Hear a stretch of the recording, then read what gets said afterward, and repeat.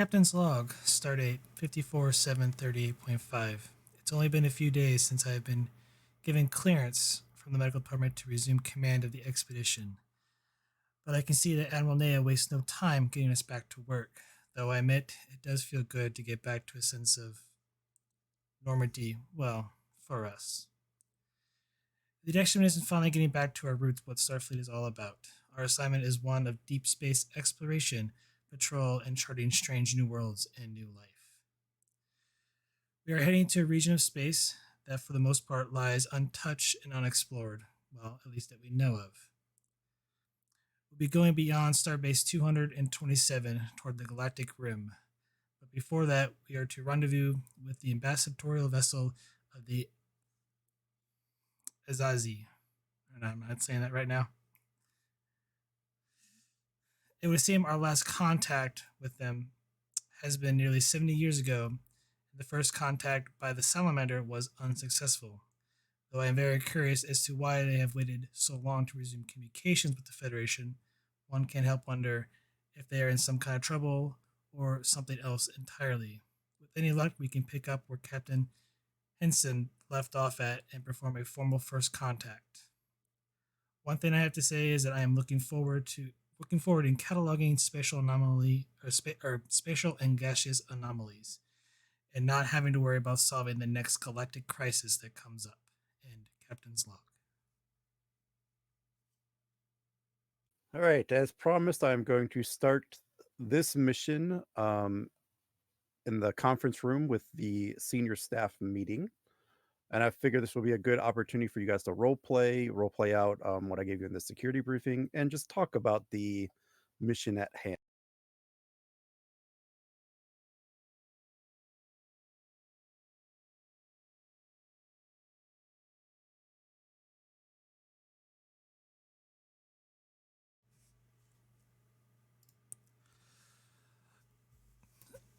So, any luck in finding any more information about this species?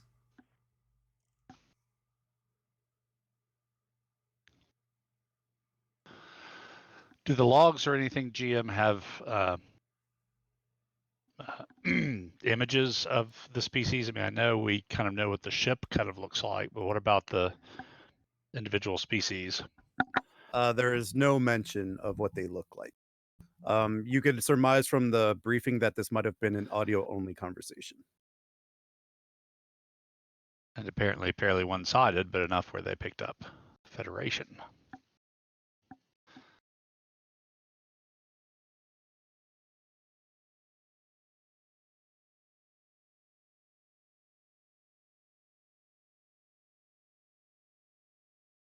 Captain, I'm not sure if we even know if the Azizz, or however you pronounce it,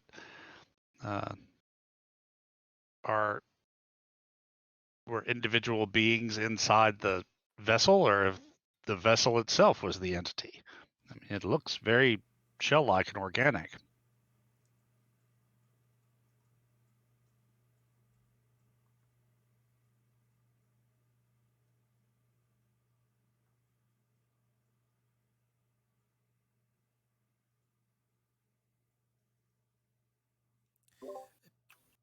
It's not organic missile. No, they have no readings of their propulsion or defense or offense capabilities, so it could be a complete mystery. Did Henson do any biosigns, life signs readings? Blackwell will look.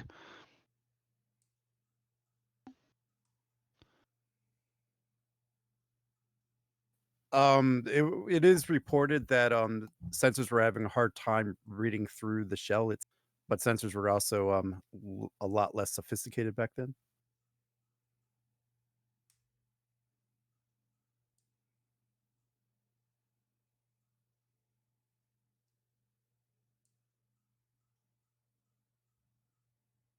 Captain, do we know if there's anything interesting about these coordinates they requested us to show up at?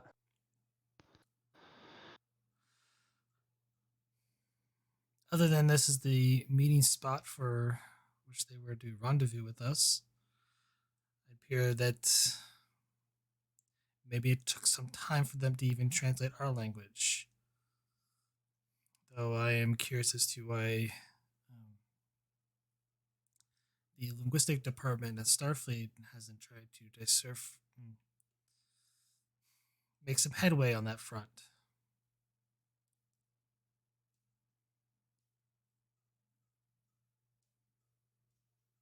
It's a good question, Captain. GM, at this point, I would like to, I guess, I'm assuming there's a pad or something, do a search on, any academic papers, any scientific research that has been done on this language, just to see, what the state of it is. All right. Let me set up a roll for you, I think. Cool.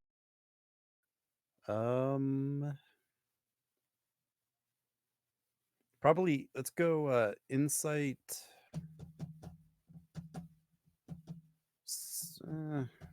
Sure, insight science. You could be assisted by the ships. Computer science.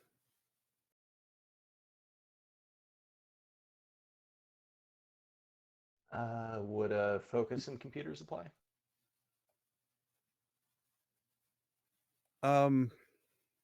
No. I was stretching with that one. All right. What's the difficulty? 1.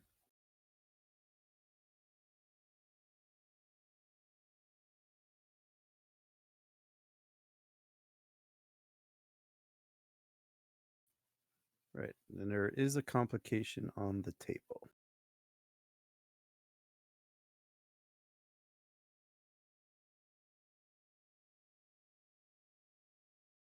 Does the ship roll? Yeah, computer science. Okay. I will do that as well.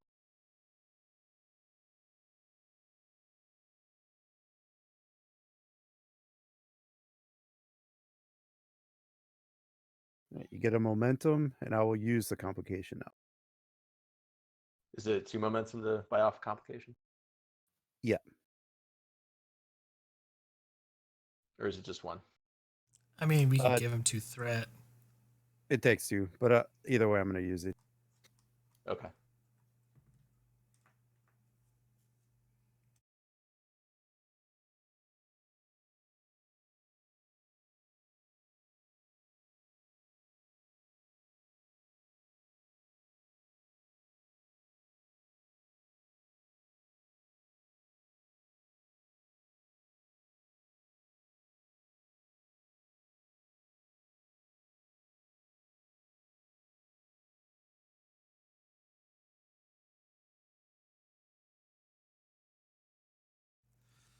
Lieutenant Nadan, how are the advanced research facilities working out for you?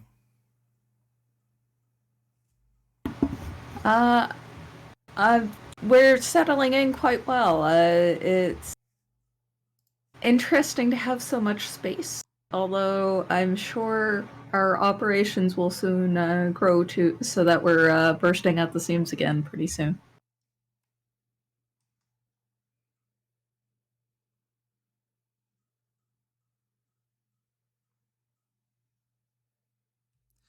Well, hopefully we can put that to good use soon. GM, does it look like anybody ever ran a full spectrum, both subspace and EMR, on the hissing presumed communication of the Azizz? I believe DeGrasse might be able to answer that. I'll just assume you said that out loud, Doc. Sure. Reading over the literature, I mean, it looks like some work was made on translating the language, frequency analyses, I mean, various things, but it doesn't look like there was just enough communication to decode any part of the language.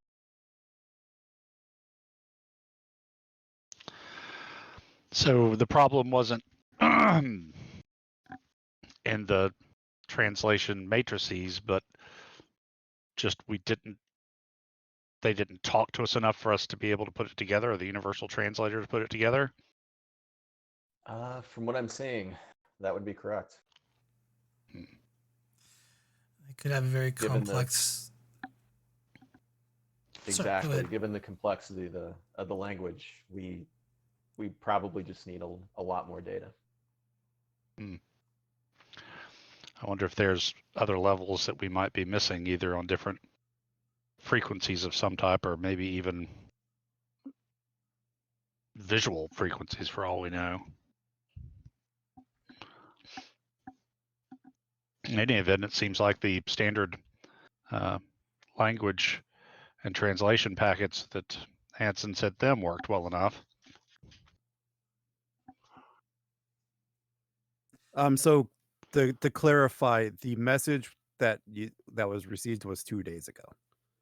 Hansen meant them 70 plus years ago.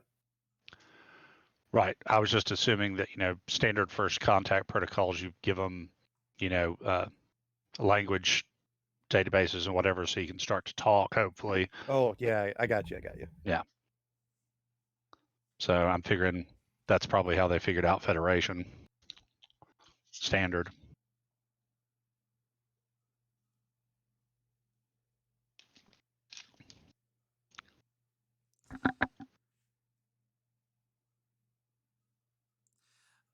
Mendrock, see if you can't modify the universal translator. Get with Don. See if we can't increase the spectral analysis of the universal translator so it can maybe pick up more variations with the Azizz. Absolutely, Captain.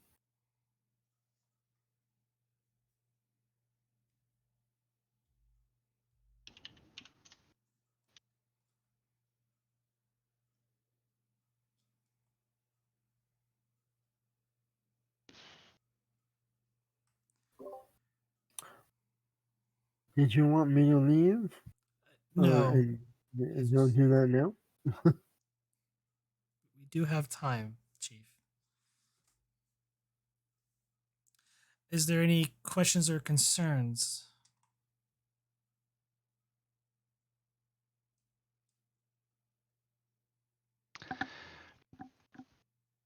Blackwell kind of drops his pad on the table and, kind of resigned, disgust. Well, there's hardly enough information here to spring up any pointed questions, Captain. Seems to be one of those we'll have to wait and see situations.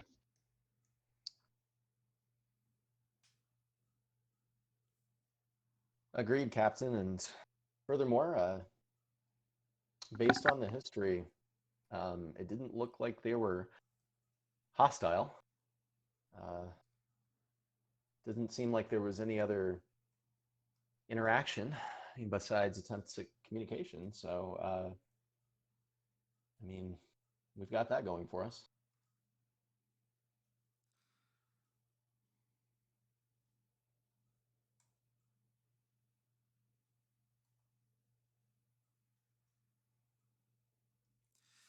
Well, we're going to be maintain at least continue hopefully first contact procedures with these people, and hopefully it'll go better second time around. If there's any ideas or anything like that, please do not hesitate to inquire about it. Till then, all of you are dismissed.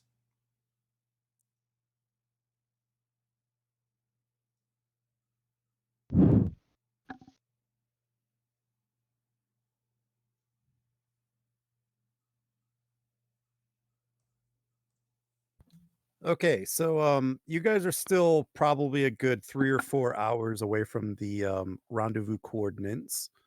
So if there's anything you guys would like to do, either roleplay wise, either maintenance on a ship wise, finding out more information about whatever, now would be an excellent time to do that. I'm going to go assist the science officer and try to find out more about their language, or at least enhance the ability to try to translate and record their language. So Yeah, I'll head back to the lab and invite Hendrock to come with so that we can run the additional analysis on the 70-year-old data. Although this is the recording technology 70 years ago would have been extremely primitive by modern standards, so I'm hoping that we'll be able to achieve something, but somewhat skeptical. All right, let me throw you guys into a science lab here. And of course, it's way at the end, so I gotta bear with me here a moment.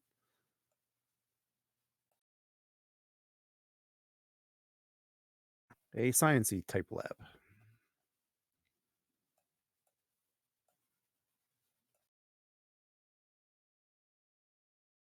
All right, so what are you guys trying to do?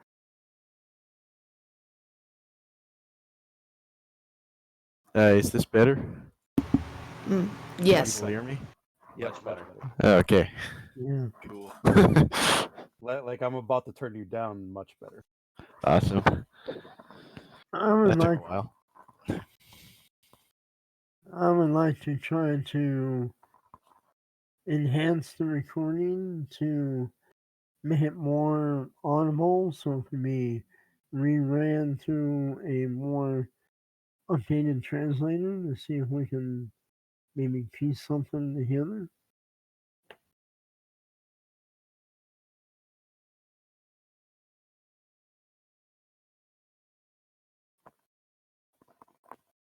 All right, give me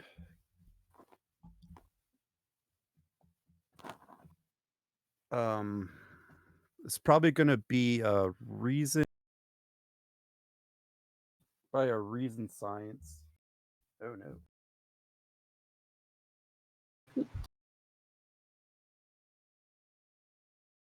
I forgot to unplug my laptop and then almost turned off. Reason science difficulty of, we'll call it 2. You could be assisted by the ship's computers and science. And you guys can assist each other, so you guys can figure out who Yeah. makes the main role, who does the assisting. Well, my science is only 3, but my reason is 12, so I have a higher pool then, because my alright, reason is so also 12, but my science is 5. alright, I'll assist you then. Cool. As a question, does my new focus of computers come in since we're asking the computer to run the analysis, or is that why the ship is able to help us?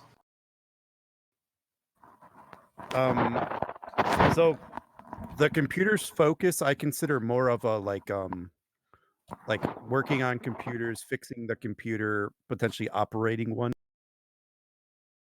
But if you could sell me on how your focus would apply here, I might be able to accept. Writing a new analysis algorithm.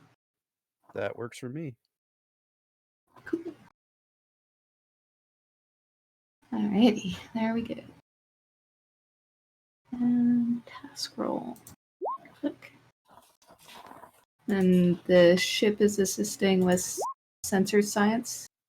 Computer science. Yes, computer science, okay. And it gets a single die, and it does not have a focus on this, so roll. All right, so you guys get 1 momentum out of it. No, I just gotta check one. Oh, and Nadon, the ship always is assumed to have a focus. Oh, whoops. Don't think it That's matters. good.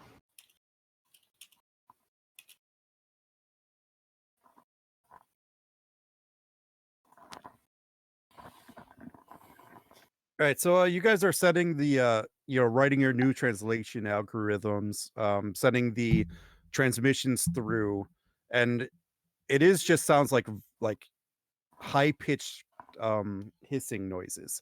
You send it through the translation module, and you detect that it has over 100 different distinct sounds coming from it. It is after a few, maybe after 30 minutes or so, it does come up with a small um, bit of text, and it says, "We are of Azizz."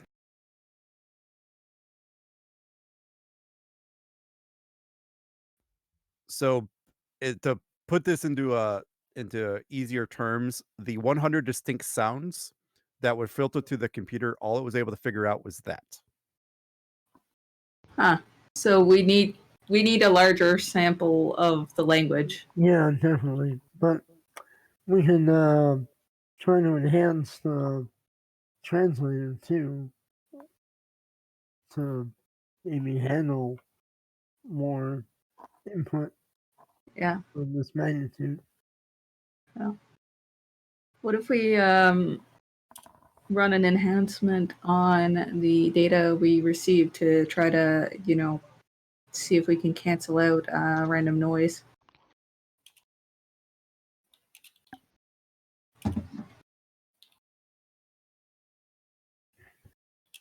I'm open to that, certainly. Sharpening.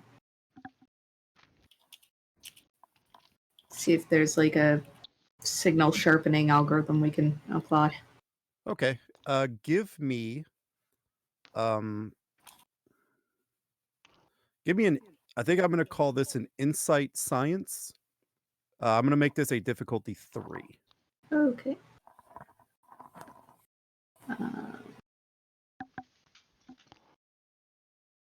And that would be assisted by the computer? Yes, computer science. Great. Run the roll the computer first. Mendrox, since sharpening the signal was originally your idea, do you want to lead that roll? Yeah, I'll buy a die for 3. And I'll assist. Pretty sure your insight is higher than mine. You guys will get a momentum. There is a complication on the table. Oops. Yeah, it's because I didn't use any focus to help, probably. But that was still pretty high, probably. Yeah, there's a natural 20. That'll hit one anyway.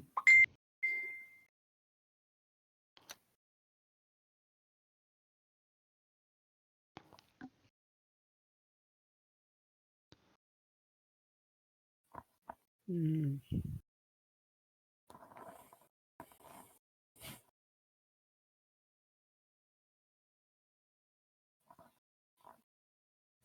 Are you guys wanting to buy it off?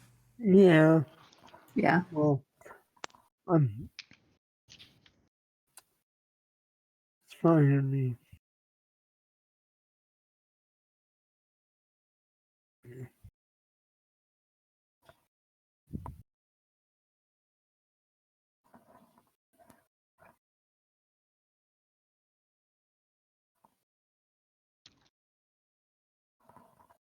So probably after a few like another 30 hours of trying to filter out some noises, um you are starting to figure out what some of the different noises are making, but they all seem to be coming at the same time, as if like spoken at once almost.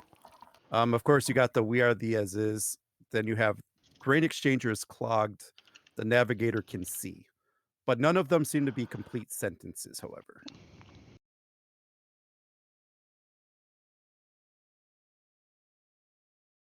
Huh.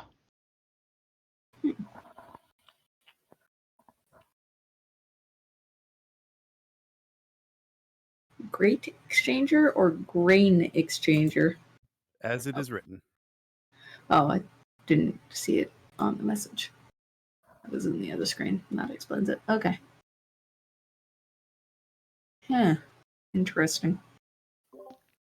Very. It looks like they're either like a collective consciousness, maybe, or they have multiple aspects speaking at the same time. Hmm. That's confusing. That might be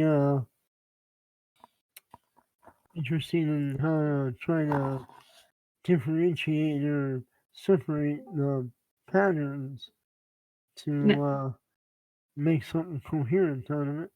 Hmm. I mean, at least it doesn't seem from what we were able to translate. I mean, admittedly, what we're able to translate isn't a lot of the signal, but it doesn't seem that they're hostile. Yeah, it looks like they're either trying to communicate who they are or an issue they had with their brain exchanger. So they probably asking for help. Yeah. So that's definitely not a hostile communication. So that's good. Or at least it doesn't seem Yeah. hostile. Given that I think we're is the computer's algorithm able to give an estimate of how much of the message it was able to translate? I will give you an insight science difficulty 1. Okay.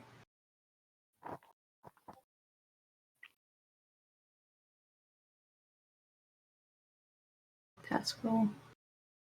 Cool. I got a momentum. You you feel that the algorithm was maybe able to decode less than 1% of the actual message. Okay. So, yeah, this is a very small fragment of the overall message, so We're going to have to I'm enhance the translator to handle more of this. yeah. It might just be too much for it. Are we able to contact others in like other linguistics or some linguistics experts in Starfleet? My question from them is how much of a language sample is typically needed to enable the universal translator to fully analyze a language? Or does it vary? It varies depending on the language. The more advanced the language, the longer it will take. But the fact that even your community universal translator is having difficulty with this speaks to how intricate this language actually is. Yeah. Okay. So it's highly advanced type of communication. It seems like they're speaking as a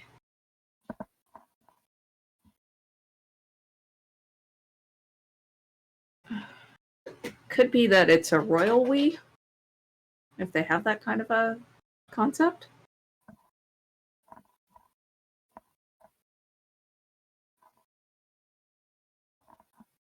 Or is it a collective mind? Yeah, that's why I was thinking it's like a collective mind or like a hive mind or a symbiote or something, perhaps. With like, Yeah, so, it's interesting. do you think enhancing the translator itself will help? Mm, That's They that is what the captain originally asked. Yeah, we tried designing a new algorithm, but we can try. Do you have any ideas about how else we could enhance a translator? I was thinking maybe using some of the data that we'd already translated and seeing if it can speed the process for those particular algorithms, and then build some additional ones based on them to help translate the rest of it. Mm. So maybe enhancing the memory capacity of the translator and the process speed of it would help.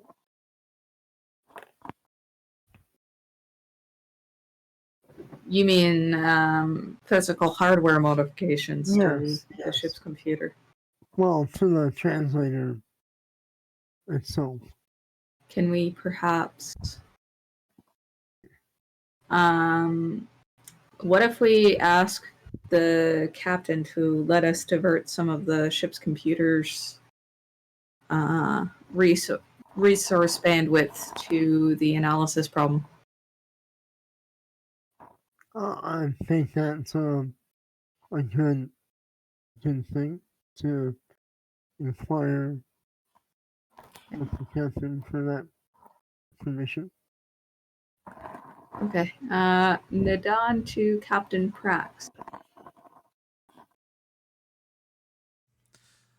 Go ahead. Captain, we've had some success at being able to potentially decode a very small minority of the initial transmission from the Azizz. We designed a new decoding algorithm, analysis algorithm, and also ran some enhancements on the signal. We're interested in whether or not some additional computing power would assist with the problem. We were wondering if we could divert some of the ship's computer processing resources to analyzing this problem, more than would typically be allocated to the lab.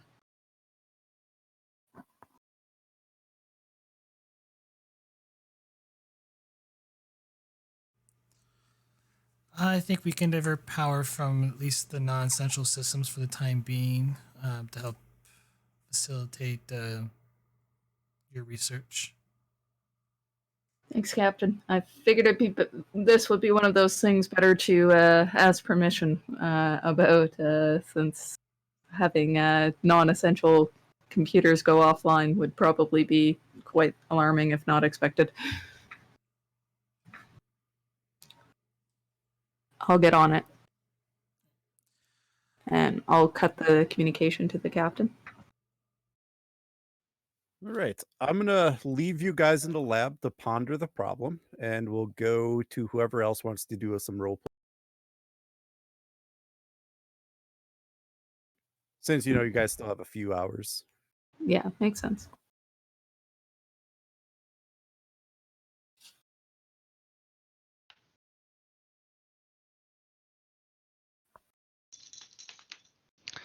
Well, I have a research project I've been wanting to start. Okay.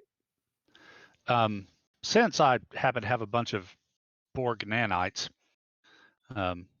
here in my handy-dandy sickbay labs, and an interest in researching Bandai syndrome, I'm wanting to try and begin to develop modified nanites that will fight and reverse and repair the neurological degradation caused by Bandai syndrome. Because basically it's a neurological degenerative disease. So I want to get nanites to go in and start repairing that damage.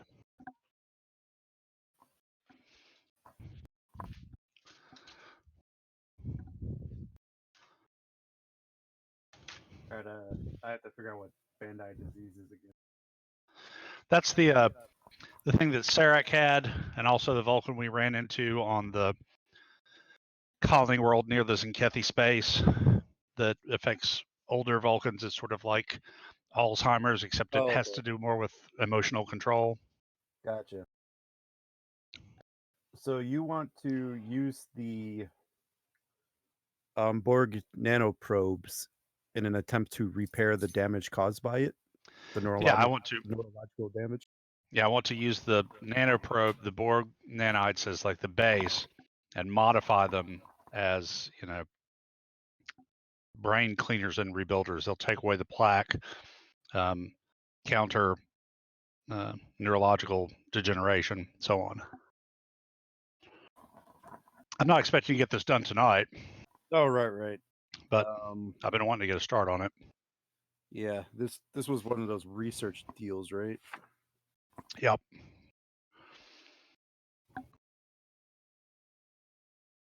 It's fundamentally a gated task. Yeah. It's like in a huge sidebar, which takes up an entire page in the scientific method one. 160, right? I think somewhere in there. Then in the art of warp core maintenance. Yep.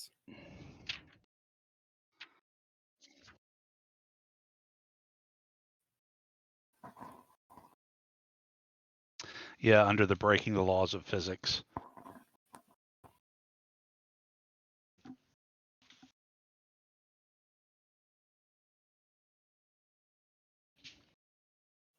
All right, so I'll tell you what I'll do.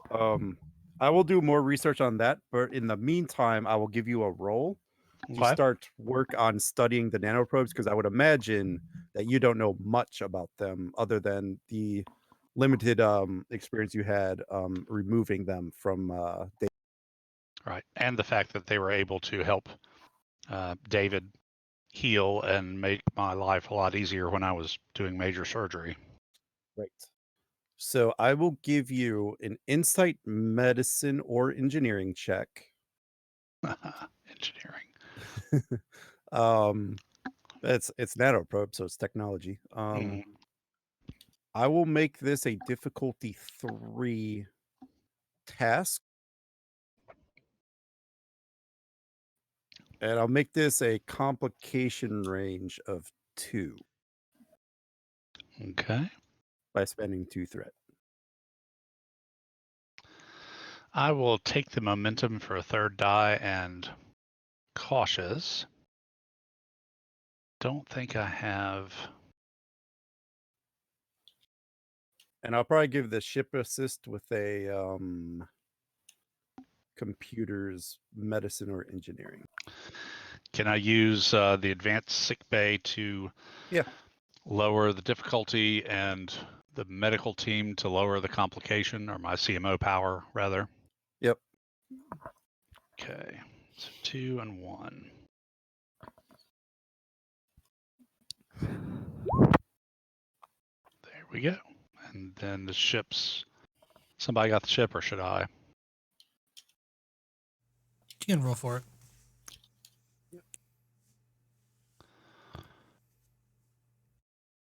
To his computer's medicine? Yep.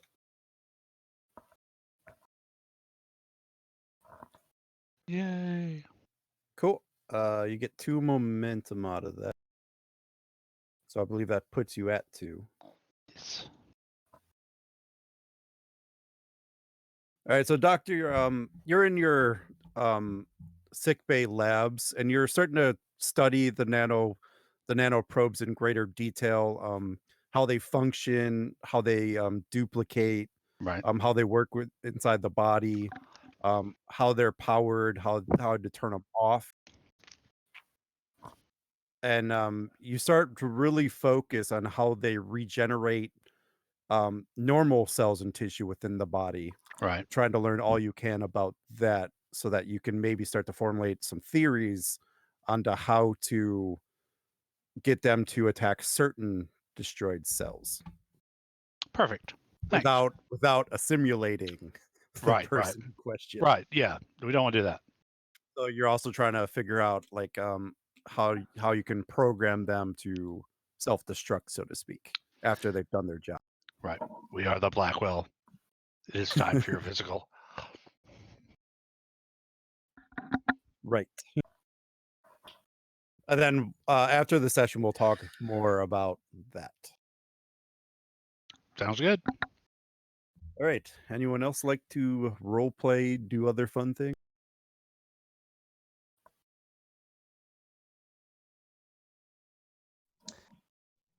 So I think Casey and I we're gonna do some training, some Anbo Jiu-Jitsu.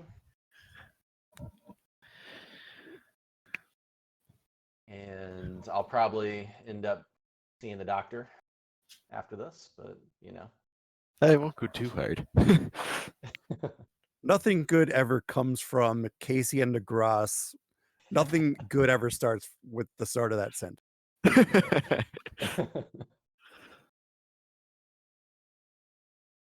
Okay, so what exactly are you guys doing? Are you sparring? Are you...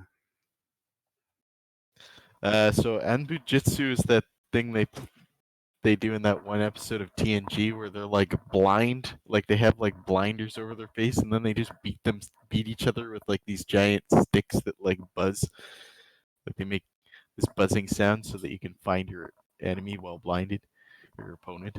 Okay. I'll find. There's like the clip from the episode. All right. So so the base difficulty of this task, I think I'm gonna have to make 2. Because you're trying to hit each other blindfolded. But I am going to make the complication range a standard 3. Roger that. Wow. Okay. And these are going to be opposed rolls because you are still technically doing melee combat. Can I use observation as a focus because I'm trying, like, you have to like listen to try and find your opponent.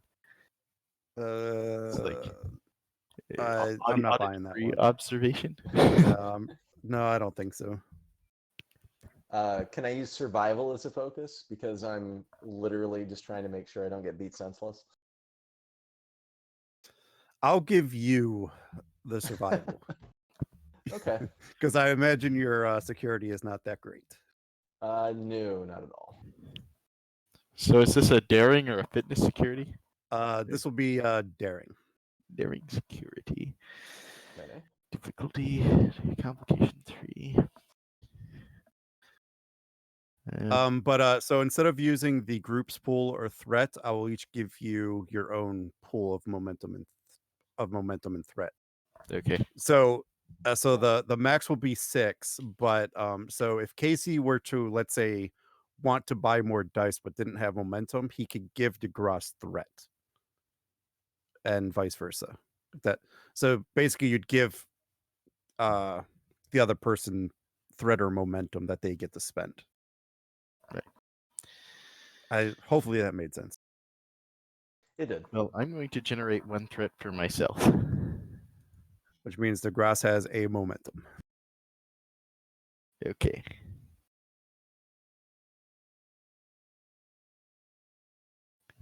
Oh, sorry, that was fitness, but it was the same either way, I think. Because my daring is actually higher. I will immediately use that momentum. And let's see what happens.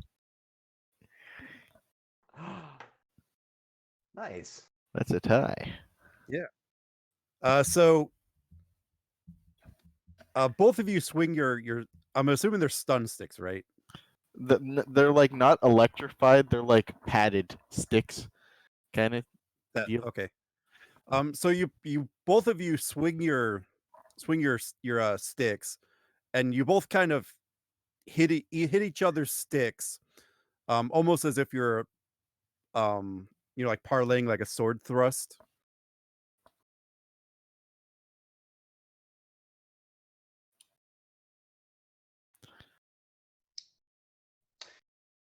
DeGrasse will taunt Casey by saying, I would have expected better out of you, Chief of Security. Hey, it's only the first few seconds. Oh wait, we have to do the bowing and the weird Japanese sounding, not gibberish. Oh well, we'll get it next Yeah. time. Yeah. All right, so do we go again? Yep, this time DeGrasse will start. Awesome.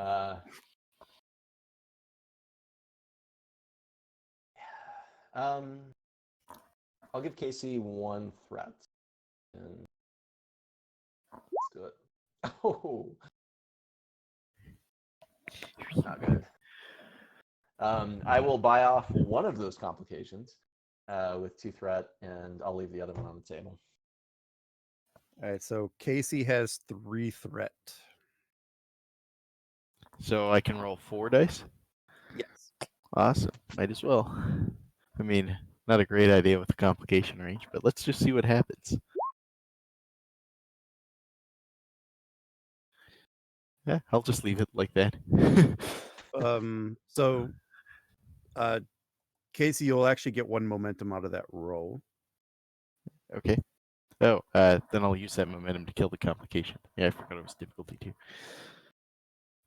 I think you only have the 1 momentum though, so you still have the complication. Okay, I'll give him a momentum then. Okay. And spend my momentum. Yeah, that's fine. So DeGrasse will have a momentum, and DeGrasse has the complication. So DeGrasse, you go to try to hit Casey, in the standard way that this martial art is used, but you end up tripping over your own foot and turning your back to him. Casey, hearing this, takes 1 large swing right at your upper back. Casey, roll me 5 challenge dice for your security score. Right. I'm gonna make the weapons 0.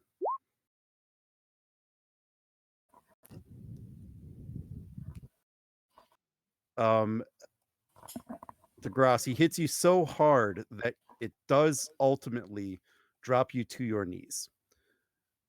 You have the option of either avoiding being seriously hurt or stopping, basically, with a rather large bruise on your back. You mean stopping the match?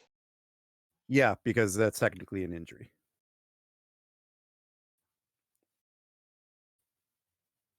So you could either like roll out of the way at the last second, so to speak. Here's attack coming and roll out. Or you could let it hit you, but it would stop the match because then you would have this large giant bruise on your back that you'd probably have to see the doctor. Gotcha. I want to take the option that will allow me to continue fighting. Okay. So you still take the 5 stress, Okay. but you are not injured. Awesome. So at the last second, you hear his blade coming, and instead of getting you square on the back, it just nicks off of your shoulder. Still hurts like the dickens, but you're still able to continue. DeGrasse will cry out, "Oh! Oh! Damn it, Casey." Casey will remain silent as to not give away his position. And am I starting this time? Yes. Okay. I'm just. Casey, I believe you have 1 momentum, if I'm not mistaken. Oh wait, no. DeGrasse has DeGrasse has 1. Yeah. I have none. DeGrasse has. I'm just gonna roll 2.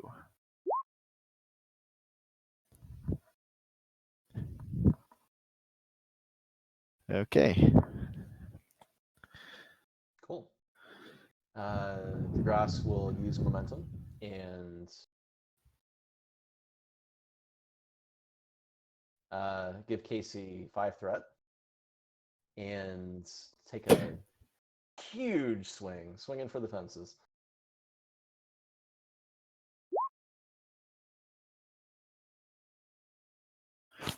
So DeGrasse, you will gain 1 momentum. Casey has 5. You have 2 complications. So I'll use 1 momentum and 1 threat to buy off one of those complications and yeah, we'll see what happens with the other one. All right, DeGrasse, roll your damage, please. So it'd be 3 challenge dice. Okay.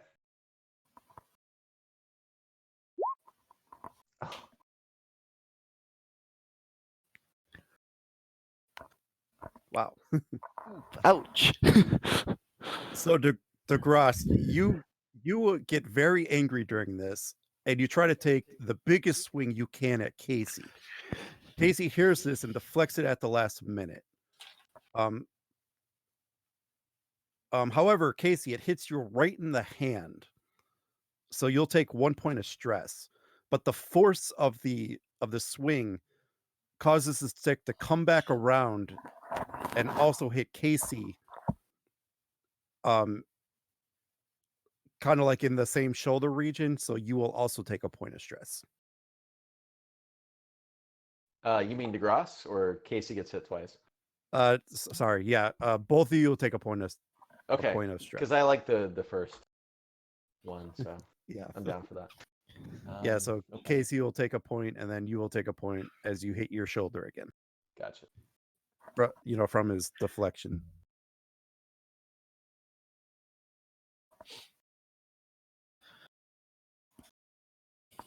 So DeGrasse will just like cry out and double over, holding his shoulder.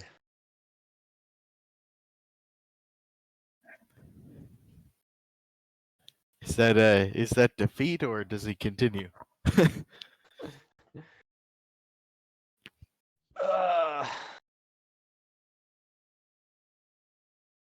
DeGrasse knows when he's been beat, so he'll call the match, straighten up, and bow. Casey will remove his visor and bow and say the Japanese-sounding gibberish they used in the show. Well, Casey, I have to say, you just keep getting better, and I just kind of stay the same. Cheer up. That's what I'm here for, and I don't know how good at your job I would be. Certainly, if this were a scientific game, I would be not nearly so good a shape. Well, still very impressive. You mastery of fighting and martial arts just never ceases to amaze me. Want to go grab a quick drink before we head back to duty? I was hoping you'd say that. Well, after you. All right. I believe the only person we haven't visited was the captain.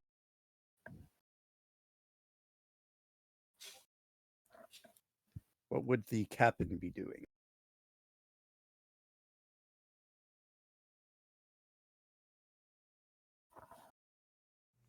I honestly have got nothing. So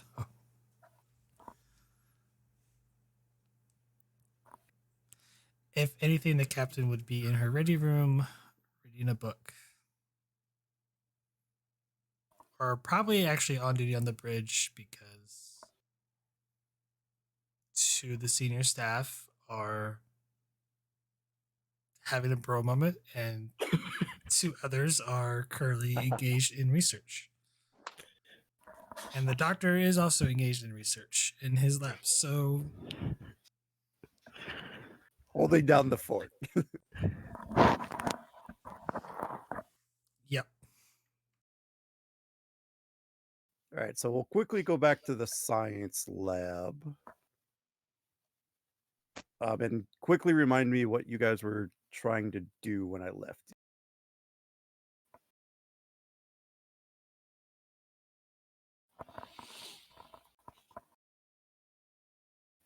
We were going to use the additional computer, the extra boosting computers to, my idea was to try to enhance the translator to give it more memory and more processing with the extra computers, to try to translate and use the algorithm more, like, and do all the other parts faster. So if we try to do more of the Right. data in a quicker routine, so it wouldn't take so long and maybe help it work better when we have bigger samples. Okay, so I'm gonna make this an engineering roll. Mm-hmm. It's probably going to be a control engineering. I will set the difficulty for this. So the computer part's not going to be too hard. I use computers as focus. But it's yeah, computers will be a focus. Awesome. Allocating the bandwidth's not going to be the problem. It's using that to try to decode. So I'm going to make this a difficulty 3. All right. Nadon can assist and the ship can assist with computers engineering. All right. I will buy a die for 3.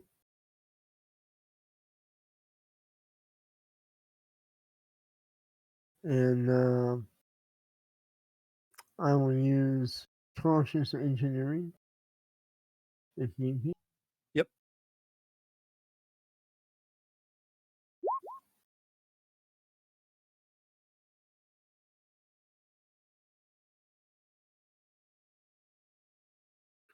Okay, just need the assist from Nadon and the ship. I'm on the ship.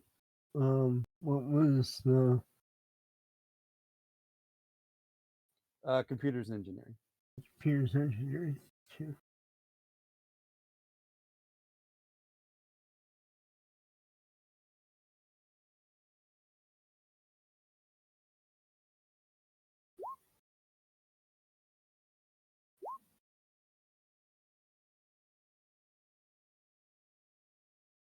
Doe?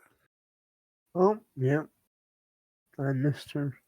You went back.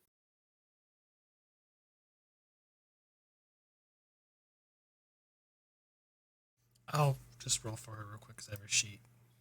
Access to it. What is she rolling? Insight or Control engineering. Computers for a focus? Yes. Cool. Believe you guys get 3 momentum out of that. Holy crap.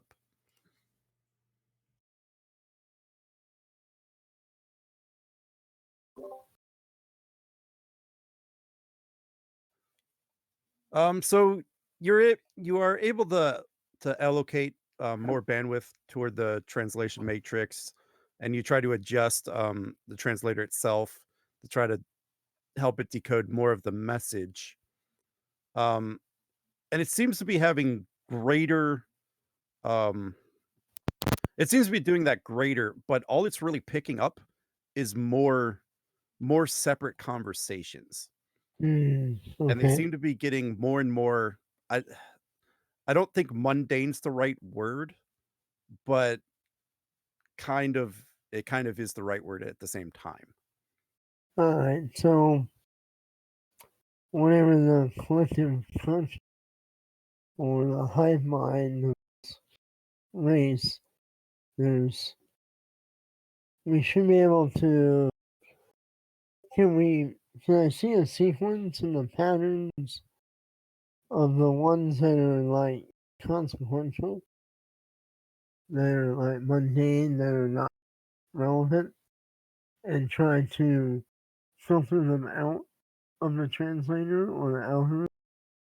Like build a separate algorithm to pull them out of it so they're not confusing the greater message?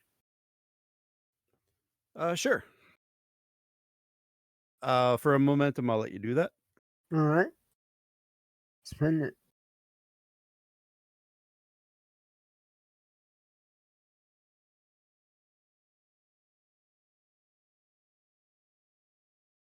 And the computer will give you back a free.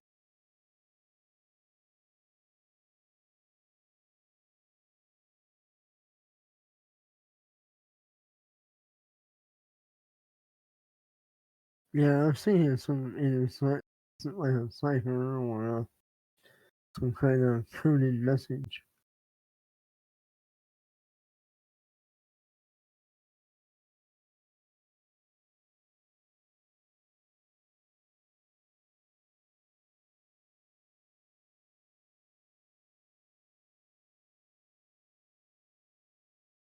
All right, I will Mendrock to bridge, Captain.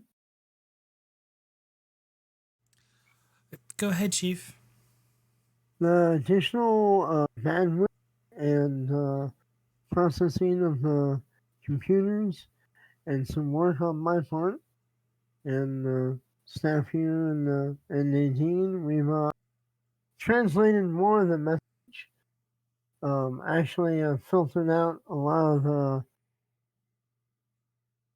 inconsequential bits of it because it appears to be a hive mind race of some kind, and they were like speaking a million things at once. This one set of phrases is repeated often. We are Azizz. We seek understanding. We are curious.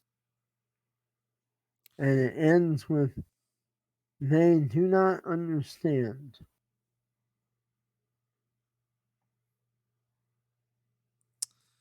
It would appear at the time that the salamander did not. Good work, Chief. But do you think you can update the Universal Translator to be able to filter out the background noises in hopes we can have more Yes, steady dialogue? absolutely, Captain. I will do that. I will program the algorithm to additional add-ons immediately. Thank you, Chief, and good work to both of you. Mendrock out.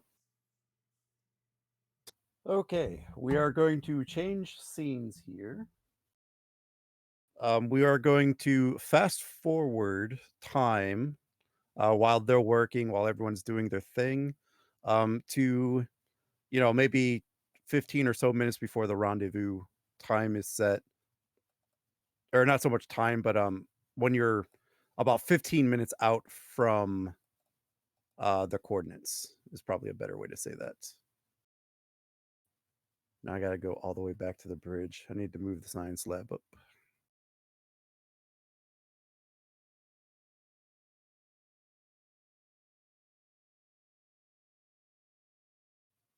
Oh yeah, and I have to put everyone's tokens back.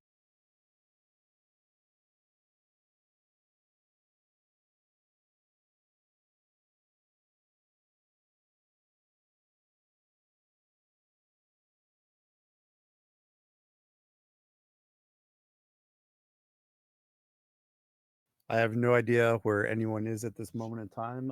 You could pretty much be wherever you want. I assume most people are going to be on the bridge or in the science lab or potentially at their duty station.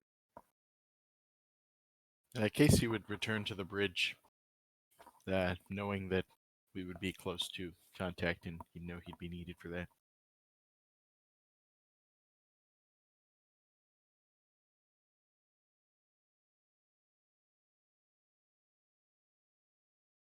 Likewise for DeGrasse.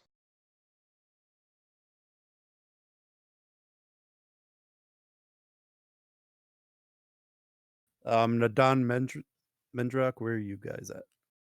And the doctor. Is the doctor on the bridge? Yeah, in his usual place at the life sciences. If I think I've gotten with the translator, yeah, you guys feel that you've done the most you could possibly do without actually testing their language in it. okay.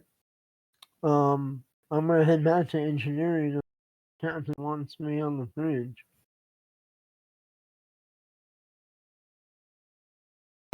I'll head up to the bridge so that I can relay orders to the lab from there, especially if we need to translate anything. All right. Where's Nadon Station? Is it this one?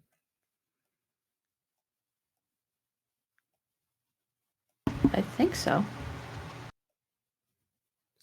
Someone pointed that one, so I guess that's what we're going with. Yeah. Or throw him in the secondary. Yeah, this is engineering, I think, usually, and that one's science. And what's this one? Second tactical. Uh-huh. We have 2, remember? No, but I'll take your word for it. We have a security score of 5 for the or 4 for the ship, so 4 plus. There's a secondary tactical station. Nice. All right. On sensors, you are detecting the Azizz ship approaching the coordinates.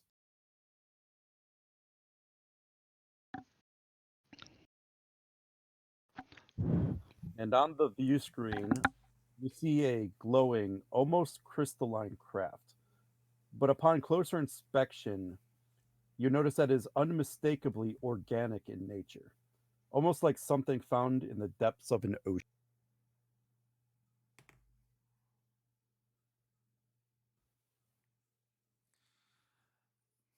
Nadon, see if you can't get any scans from the ship.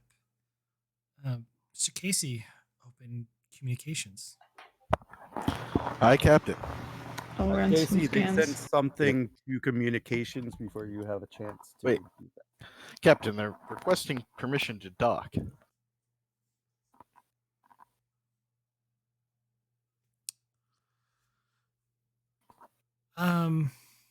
Ask request and send them our. Let's just make sure they can breathe on board our vessel. Ask if they require any atmospheric requirements. Yes, sir. Casey will respond basically with the atmospheric conditions of the ship to make sure that they're suitable. Captain, they are fine with our current atmospheric conditions. All right, I believe we had a scan happening. Yes. All right. So this is going to be a base difficulty of 3, reason science, assisted by sensor science.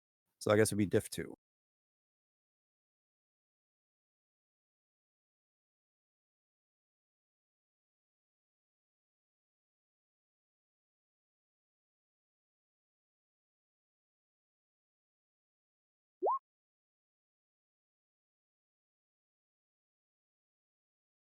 Assisted by the ship's sensor science. Yep. Great.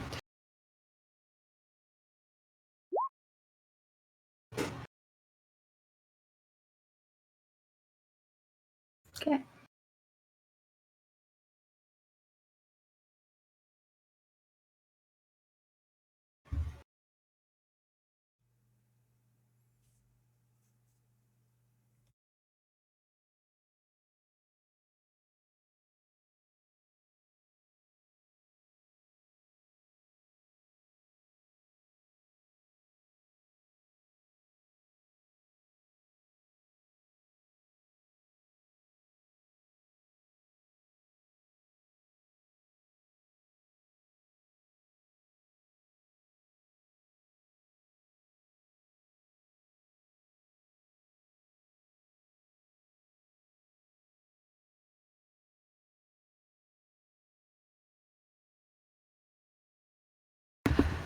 Captain, their vessel appears to be made of something which is able to deflect our scanners to some degree. I'll continue scanning to see if I can resolve anything. There is something that looks like it might be some sort of a propulsion system on the back of the vessel.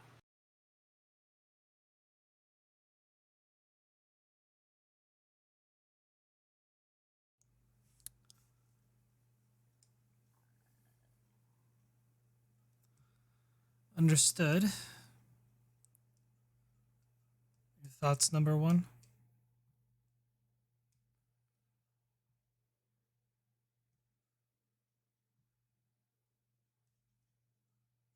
It's interesting. The scientist in me would love to have a better understanding of exactly what that's made out of. Remembering back, I mean, there are organic life forms that can survive the vacuum of space. So I wonder if that's what we're seeing here.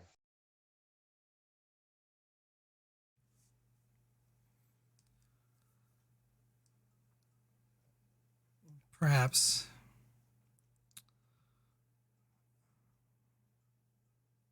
Casey just walked away.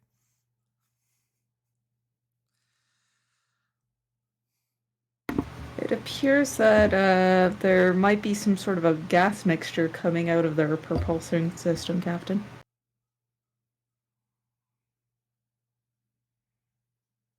That's quite intriguing.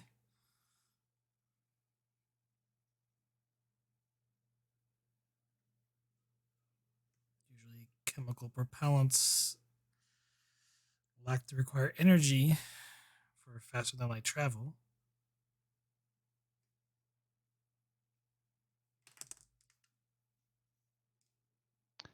The doctor says, Nadan, can you get a reading on what that gas is composed of once it's clear of the ship's dampening effect?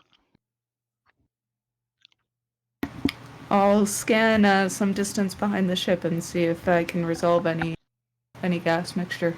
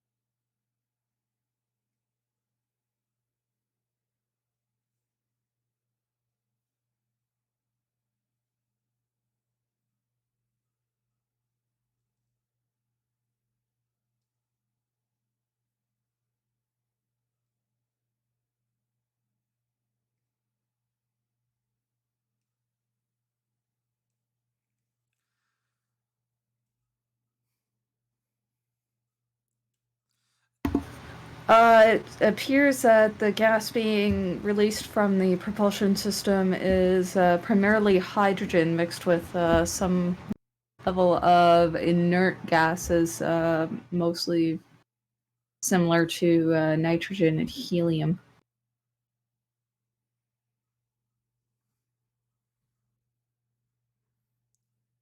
Intriguing. Perhaps we can learn more from them themselves about how they travel the stars. Mr. Casey, signal the Azizz to you're cleared to dock at our starboard docking hatch. Doctor, Yes, sir. number one, I suggest you go put on your dress uniforms. Roger that, Captain. Aye, Captain. Mr. Casey, the bridge is yours. Yes, sir.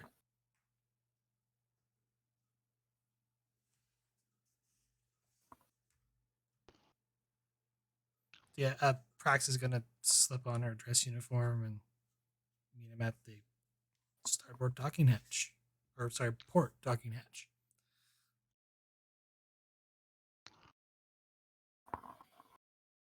Cool.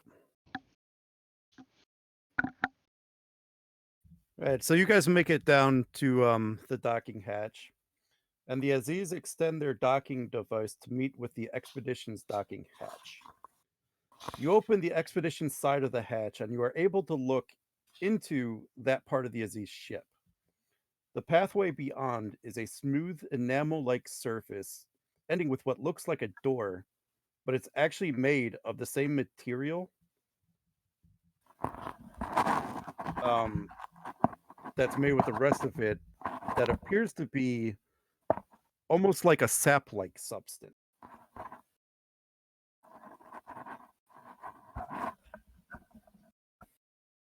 The surface itself looks like it would be very slick and slippery.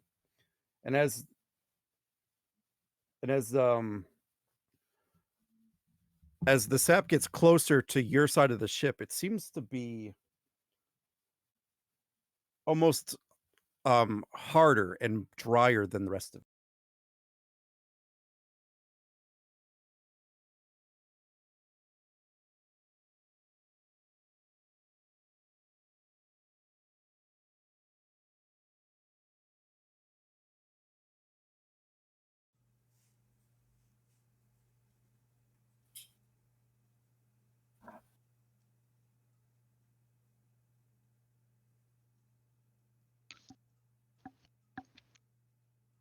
Should we take this as an invitation, Captain?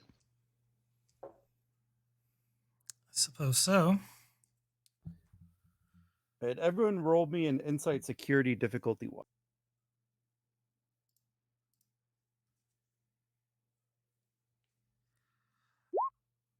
I'm gonna throw this out there.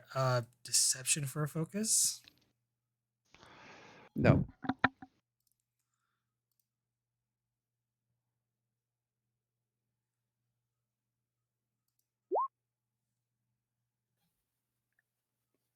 Looks like everyone got it, and Captain, you got everyone a momentum. So I'm just going to post this in general chat for you guys, so I don't have to sit. All three of you see what I'm about to post.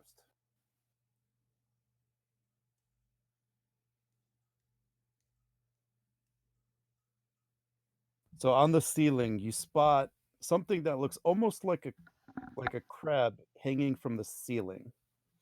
It's hanging by a thick strand coming out of its back, out of the back of its torso, and it's connected to the pathway itself. The crab notices you looking at it, and the creature raises one of its leg, and you could swear that it gave you a wave, and it scurries off back toward its ship and disappears into the wall itself.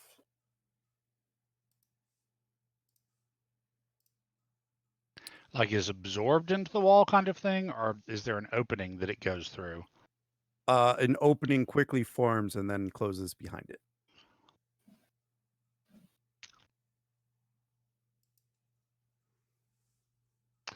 Well, I'll take my tricorder and do a quick scan of the sappy-like stuff in the hallway, see if it's dangerous to humanoid life forms at all.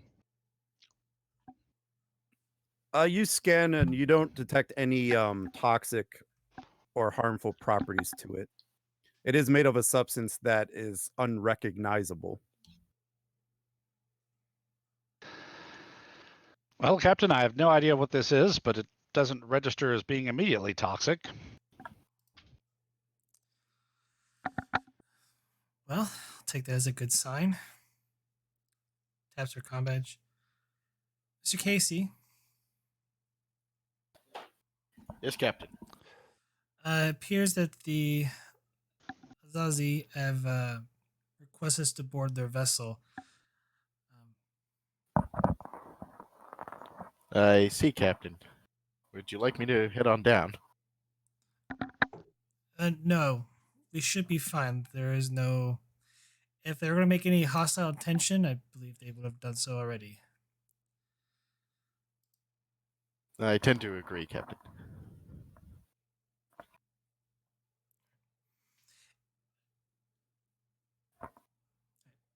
Prax out. Once the communication ends, what you could only assume to be a door at the end of this hallway opens up, kind of like from the middle, almost like the Stargate's iris. It kind of opens up like that. Huh, right. Standing in the pathway, standing about 4 feet tall, appearing vaguely humanoid, but it has feather-like bristles that would suggest that this creature evolved from an avian species. The skin and the bristles are black, and it is wearing a flowing cloak and a stiff leather armor.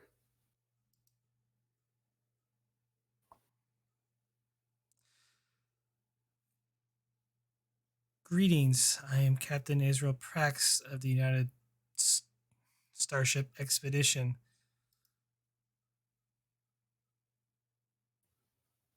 The humanoid takes a big deep breath, and when it starts to speak, it speaks in a series of that same hissing sound that you guys heard earlier from the recordings and the security briefing.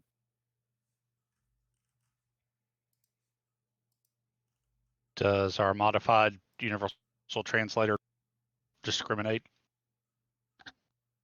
the filter out the excess and give us what we're needing to hear? You try to check your tricorder, but so far it's not having any luck. This appears to be an entirely different dialect.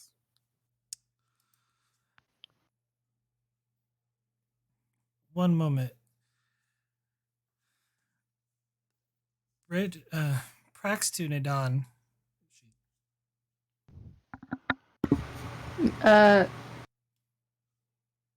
Yes, Nidon here. I'm going to have an open communication to the bridge, see if you can't filter in our combat signal to the main computer, see if you can't help translate.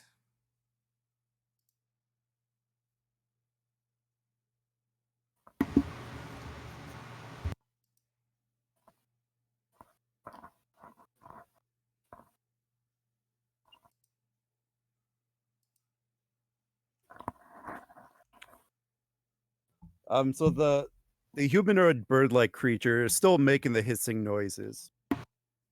And after some time, another creature that almost looks like a flying amphibian.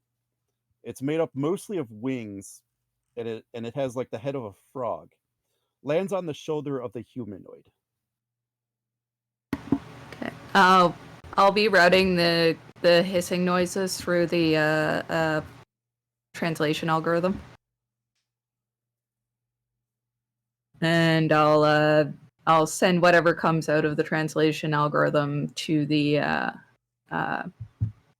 captain and the others. So so now the amphibian and the avian creature are both talking in that language to each other. Is there a give replicator in this room? no, no, you're the docking hatch. Nadon, give me a let's go reason science. Assisted by the ship's computer science. I'm gonna give this a difficulty of 3. Which makes it 2 because I'm assisted by the computer. No, that's the sensors. That does that. Oh, okay, What- yeah. She has testing the theory, though. But yeah, testing a theory and theory into practice, do those come into play because we previously worked on this? Yeah. Just gotta let me know what they do. Yep.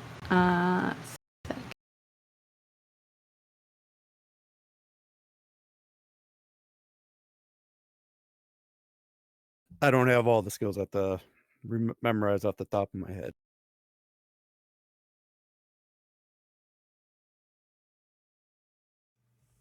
Testing theory gives her an extra dice, and then I believe theory into practice lowers the difficulty by 1.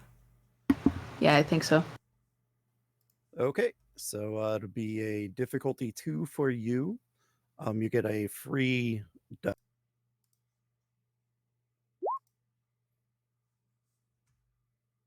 Then we just need the ship's computers science.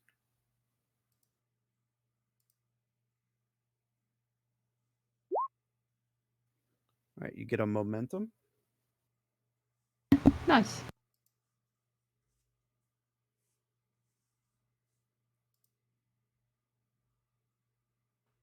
After a few moments of them talking back and forth, finally you're able to understand the frog talk.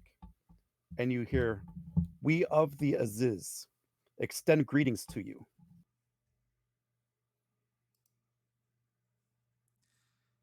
And we most graciously accept the greeting.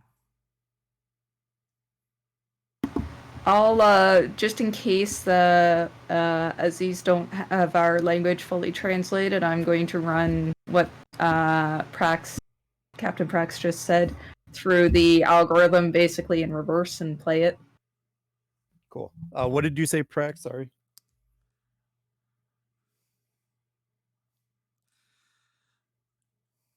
We graciously accept your greeting.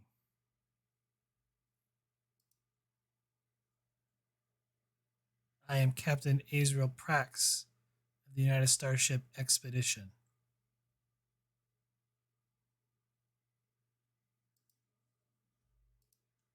And again, the frog will speak. I am the poet. You cut out on the tail end of that, Ed. He is the what? Or it is the what? I am the poet.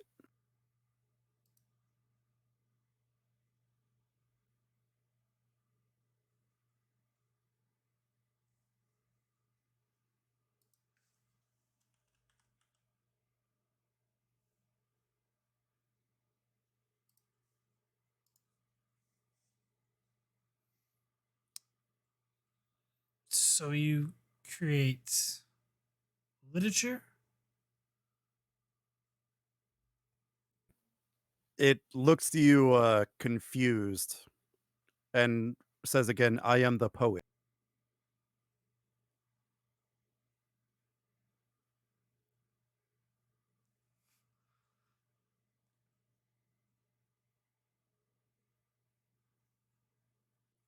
So you speak for your people? Yes. I am the poet.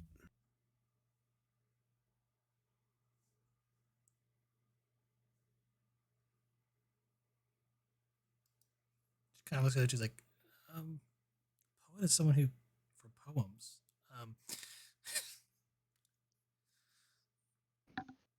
Don, That could you frog starts rhyming, Captain. I'm out of here. double check the universal translator to make sure it's operating correctly. Please continue to speak. Our universal translator is trying to study your language.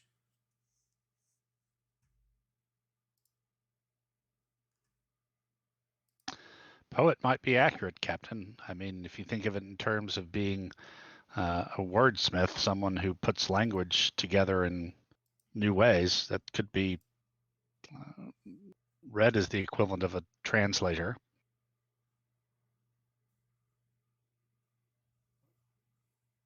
Fair enough. We would like to tour your ship. You may also tour our ship. Of course.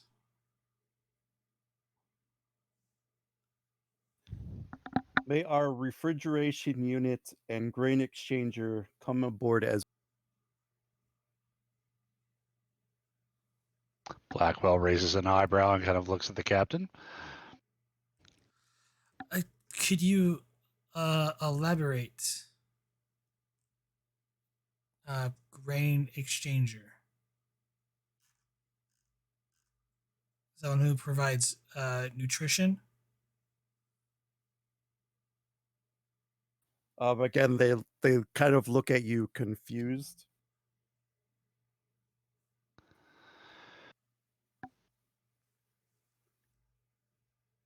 For our species, the terms you are using are generally applied to machines, non-living tools. Are we right in supposing that in your species case, that these are other living sentient entities? You are correct. We of the Azizz.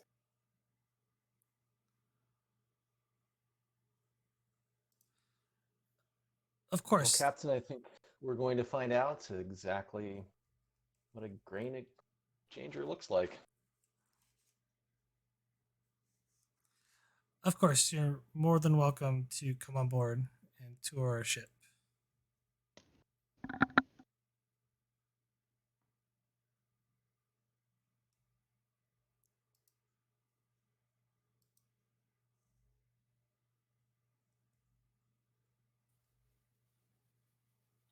Eight of us would like to see your ship. It has been a long journey. Of course. May I ask where your home world, or where do you come from? A distant star.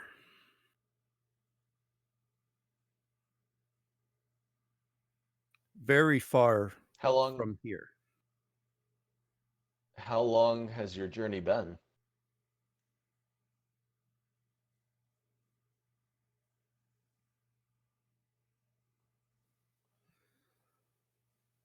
It has taken us 100 rotations of our star to reach this location.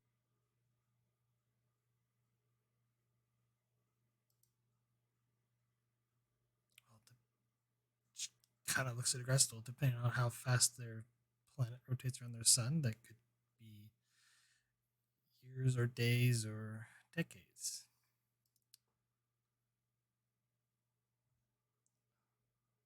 Just as a quick, um, yeah, like so DeGrasse is familiar with astrophysics. Would he know approximately what proportion of habitable planets would be close enough to their stars to make for really short years? Would that be very common? Yeah, I mean, you also got to think of mind like you're not really like the translation is doing the best it can, but it's obviously not complete. So the rotation around their star could be around their planet, could be their moon around a planet. Gotcha. Could be could be a ship around an asteroid. It really could be anything. But the translation's trying the best it can. Gotcha. DeGrasse will turn to the captain and say, well, no telling exactly what length of time that represents, Captain. However, a long journey would be consistent with the propulsion exhaust that Nadan analyzed. Might take quite a long time getting anywhere on that propulsion. Be millennia, at least on chemical-based propulsion, assuming that's what they use. The grain exchanger focuses on slower than light travel. The jumper is used for faster than light travel.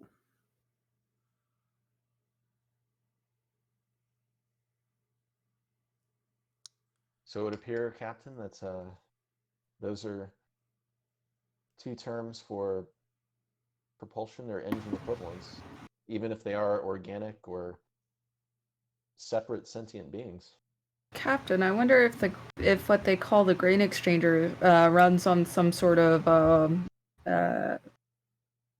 biofuel that could be roughly analogous to what we would call a grain.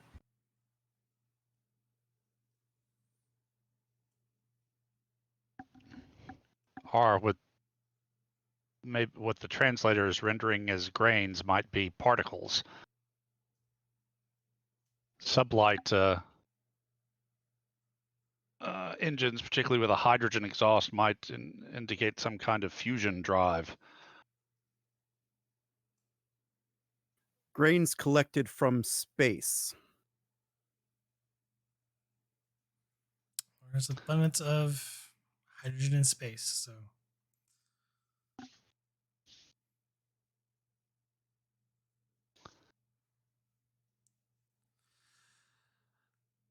Well, Captain, suffice to say, I think we would be very, very interested in taking a look at their technology, if that's the right word.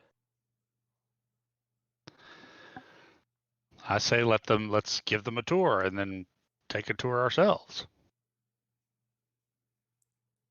And if we might not be a bad idea to ask Nadon or and Mendrock to join the tour when we go their side of things. indeed.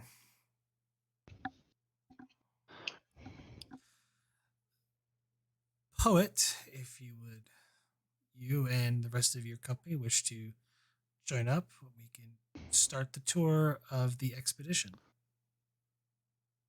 Well, our We vessel. will enjoy.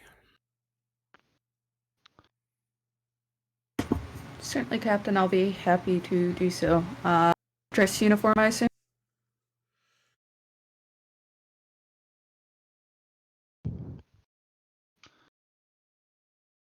You're a pretty good old dog. Yes, you are. You can, but it's not required.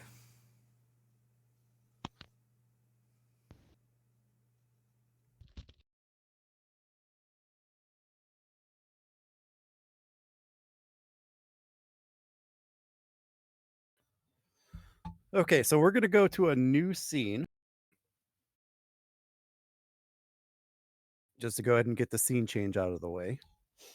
So you invite them to tour the ship, and out of their side of the ship come a few other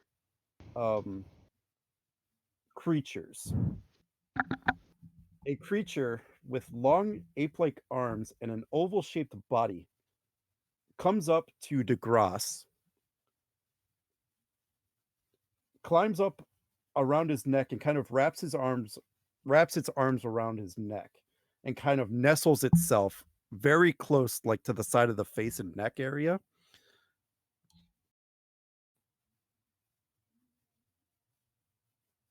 Another creature. How big is this creature? Like imagine. So the first one, imagine like maybe something the size of like a scarf. Okay. Another creature, white in color, and looks almost like a humanoid creature evolved from a large bear. Again enters through the ship. And this one, you can hear audibles oohs and ahs as it takes notes of the structure of your ship, especially around like the rivet points, the welds, the seals, and the panels. And once more, not only is it touching it, it appears to be licking them. Another creature enters onto that looks like a leather ball, maybe a half meter in diameter, with several arms coming out of it. And it bounces. And it stops only to smell the feet of every single person it encounters. So at first it comes to the captain, smell captain's feet. Bounces over to DeGrasse, smells his feet. And then finally to the doctor. And then when Nadon turns the corner, it bounces to Nadon to smell her feet as well.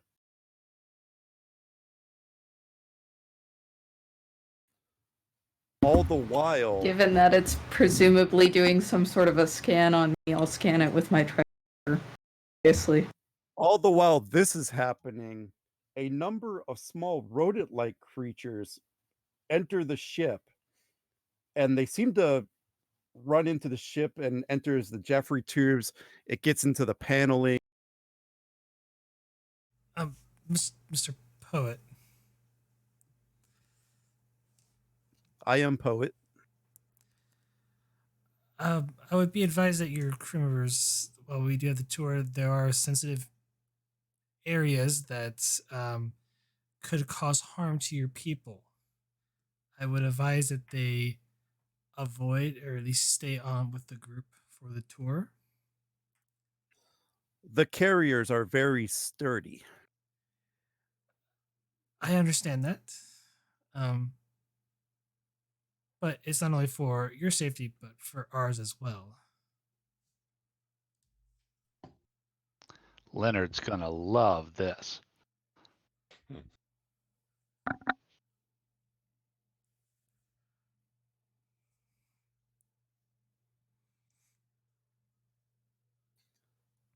And DeGrasse, the one that's hanging on you squeezes a little tighter and says ready.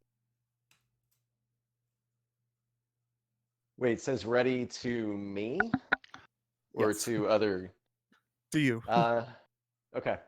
DeGrasse will kind of lean into the nuzzle and close his eyes. It's been so long since he's been held, so it feels good. And yeah, as long as it's not squeezing too tight, and he doesn't feel alarmed, then he'll just roll with it. He'll say ready.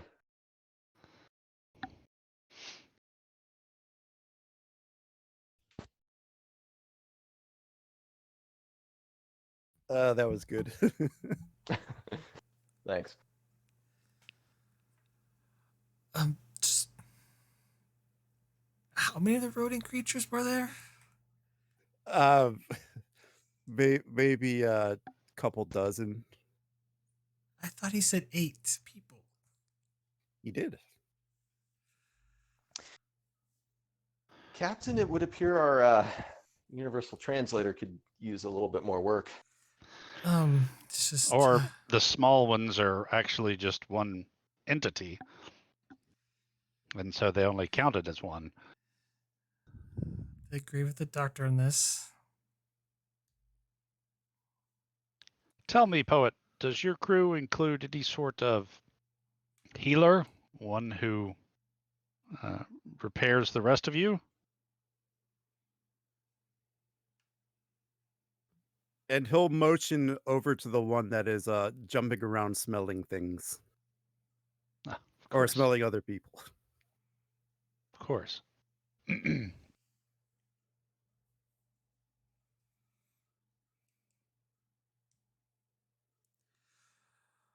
Well, if I would like the one that left to accompany us so I could properly show them around the ship to return, but sure, we'll catch up with them in due time. So I believe Nadan was scanning. Yeah, I'm just scanning the one that was smelling me, mainly because I'm curious. Okay. Go ahead and roll me a reason science difficulty of 2.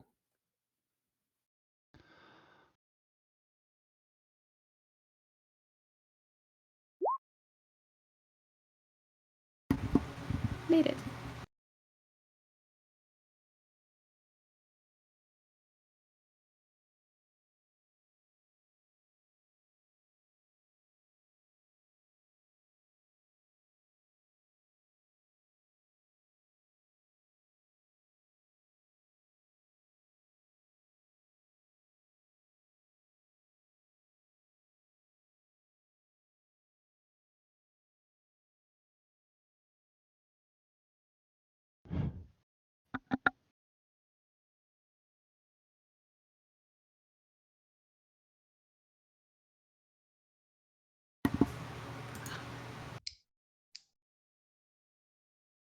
That should be genetic markers.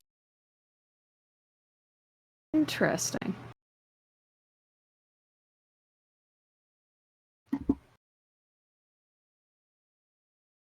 I'll look to the one that they call the poet and say,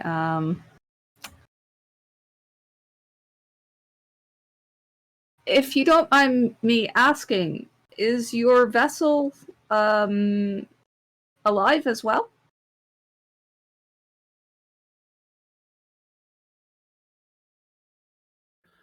It is the ambassador.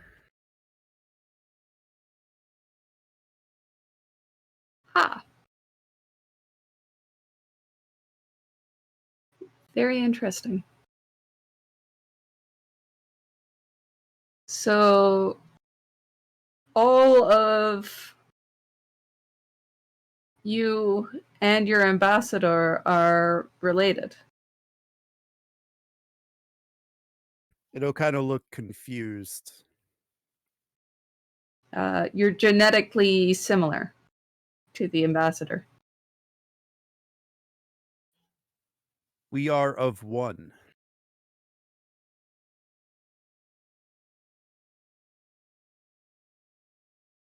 So, are you saying you're part of the ambassador?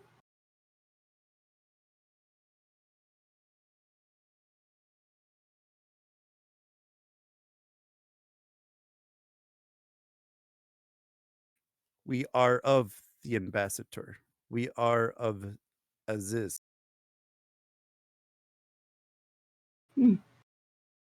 Thank you.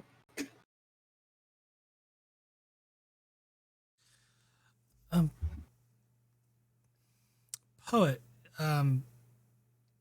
is the Aziz the name of your species or the name of the ambassador? The Azizz are many.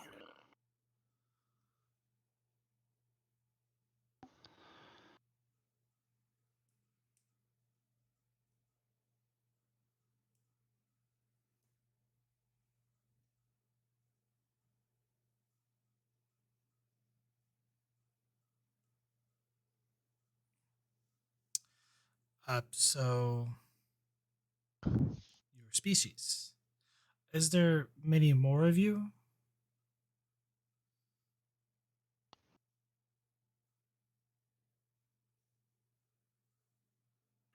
We are numerous around our star.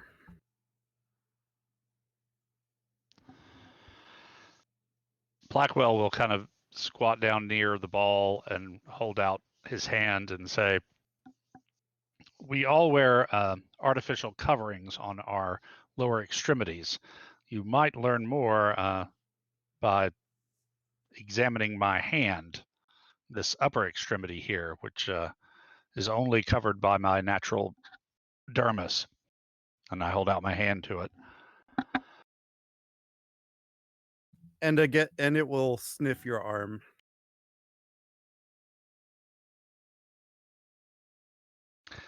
Poet, are the individual entities here capable of understanding Federation standard, or do you translate for all?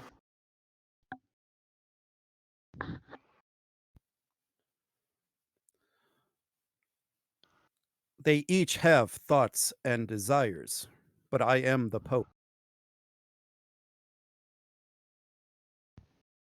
Fair enough. I'll copy Dr. Blackwell and hold my hand to the being as well. I figure I scanned it, so fair is fair. And it'll bounce over to you and again smell your arm. Move back to your feet, smell your arm again. Then it'll begin bouncing down the hallways as it probably smells another crew member further. I'll scan a few others of the species. Are they all like genetically similar? And if so, are they like similar, like different species of the same species family, or is it more like they all seem like they're different individuals of the same species? All right, say that again, and I'll probably answer this for a momentum. Oh wait, Okay. no, you have a free question. Never mind. I'll answer this for free. Repeat the question. So I'm scanning a few of the other beings, and I'm curious if they are similar enough that you could consider them the same species, because we know they're all genetically similar, or is it more like they're all related species, like humans are primates type of thing? Or is it even more general than that? Is it more like they're all related about as much as all mammals are related?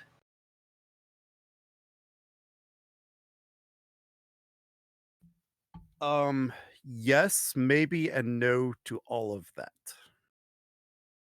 And you could interchange that with all of them.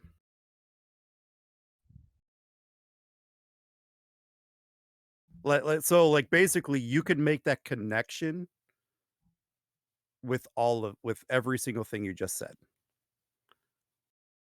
That they could be of the same species, but they could also not be. That's fair. Even in biology, often the line of where species divide are pretty fuzzy.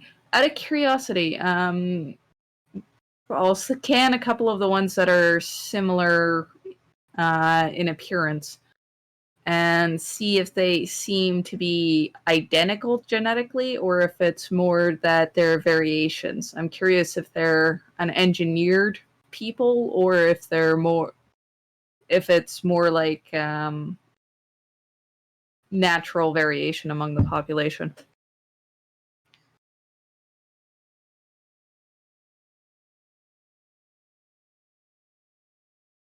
You know what? Give me an insight science roll. I'm gonna make this a difficulty of 4. Okay.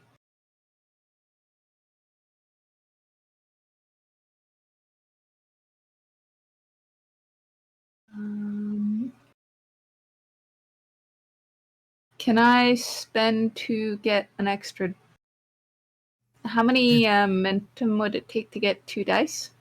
Be all 3. Would test and theory though apply for her?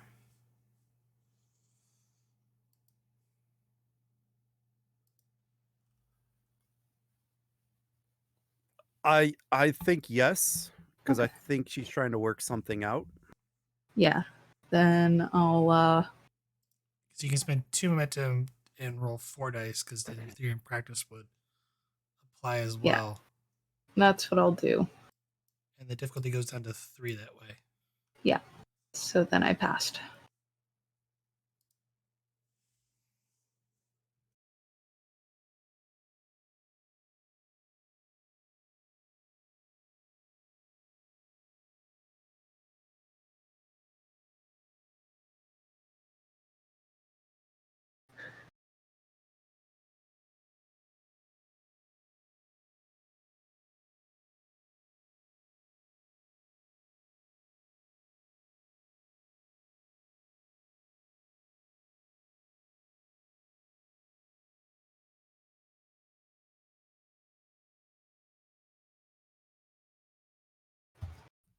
It's a weird answer,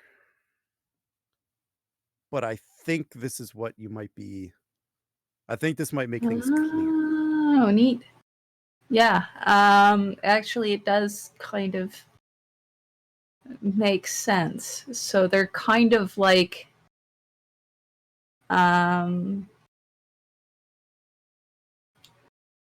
they're all basically clones or parts of a whole. They're like organs within the same being.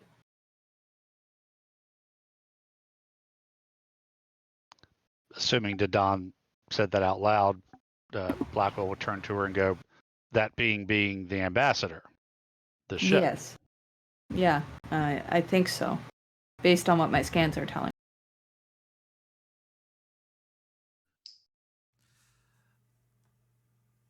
And based on what they've said before. I'll turn to the poet and I'll say, is my understanding correct?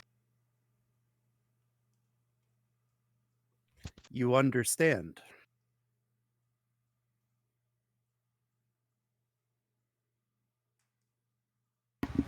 So their poet would be analogous to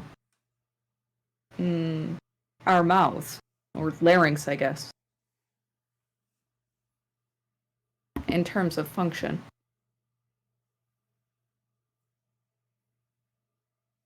Or maybe just the language center.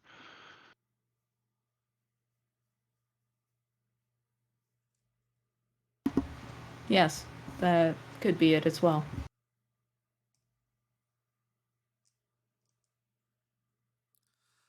I will say to the poet, you understand that our ship is populated by many different beings.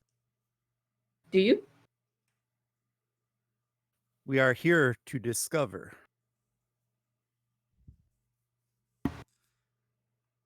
I see. So our people are many separate beings, but we work together for the good of all.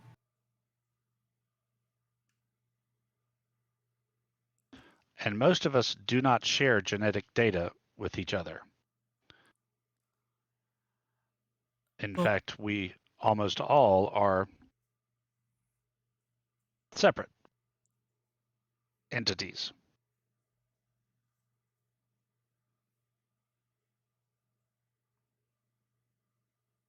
Our vessel is inorganic. We like to call a machine.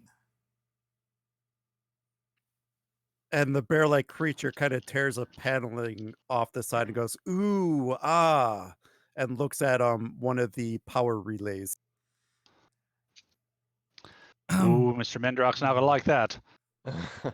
Captain, if we start the tour, we might, glancing at the bear-like creature, Mendrock, might be able to direct their focus to more, well, might I say, less destructive areas. Yes. Go ahead, Mendrock. reporting damage to the area you're in. Is anything wrong, Captain? Everything's fine. Just one of our guests decided to take apart something, but it's okay. Simply Jeez. some overzealous curiosity. Blackwell will wander over, and I'm assuming the panel just came off like it was supposed to. It wasn't physically ripped from the wall. Or did the bear like literally just rip a chunk of metal apart? It's like a humanoid bear. So it had arms, it has working thumbs. Right, It's so able to, take it off. Okay, remove the panel. Okay, I very gently take the panel and put it back off, put it back on, and go. We'll get you with our engineer who'll show you the ins and outs of everything, just so nothing accidentally gets hurt. Bridge to Captain. Go ahead, Lieutenant Commander. Captain, one of my security officers has reported that there are several rodent-like creatures in a secure area of the ship. I'm not sure if this is related or not to your tour. It is not. Have the. Go ahead and put all essential areas on lockdown. Make sure level 5 force fields are in place to ensure that no creatures, and please have security teams escort the rodents to a safer location. Yes, sir. And yeah, he'll post guards to all the secure areas and try to prevent further intrusions. Order that one guard to try and usher out the rodent people.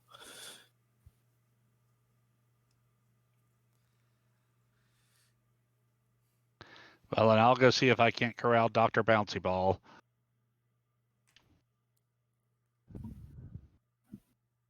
And Blackwell will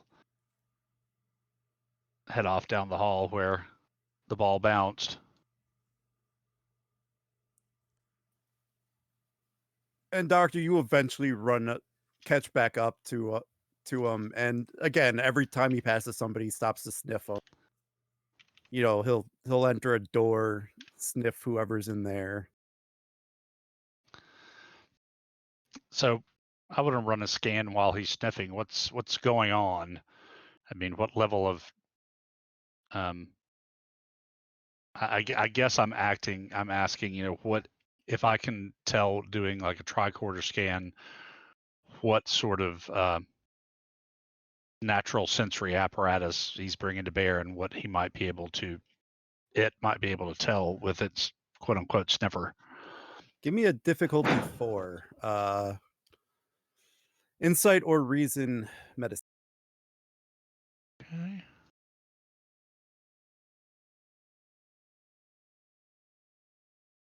I think I will spend a momentum to activate cautious xenobiology as a focus. Yep. Difficulty 4.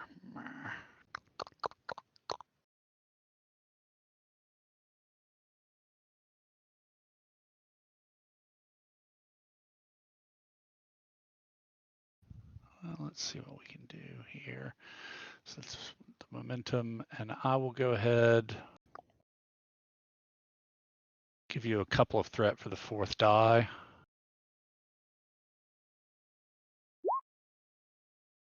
See if I can roll a complication there. Nope. Gain 2 momentum.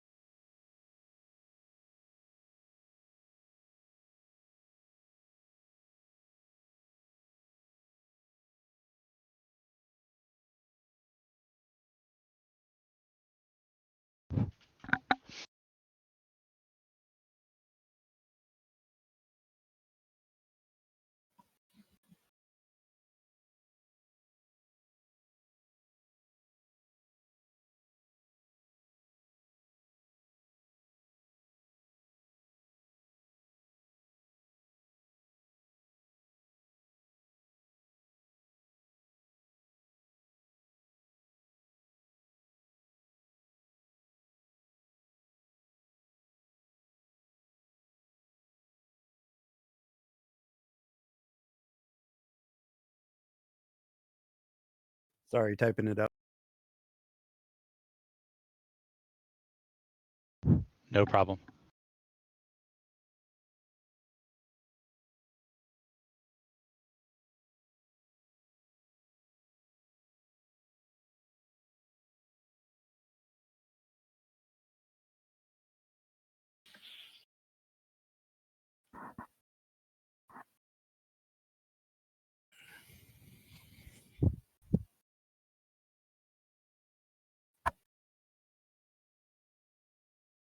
All right, so what's everyone else doing? Doctor's off dealing with Dr. Bouncy Ball.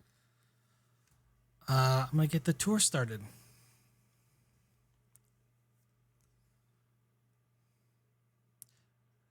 Very well, Poet. If you would follow us. She kind of points to the bear. What is his name? Or well, designation.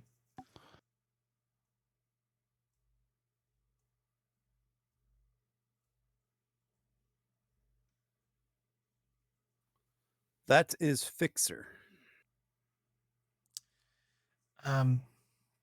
Fixer, if you would like to follow me and the rest of us, we could get started on a tour where you can see many more interesting locations. And it just gives out an ooh, ah, and follows you wherever you leave.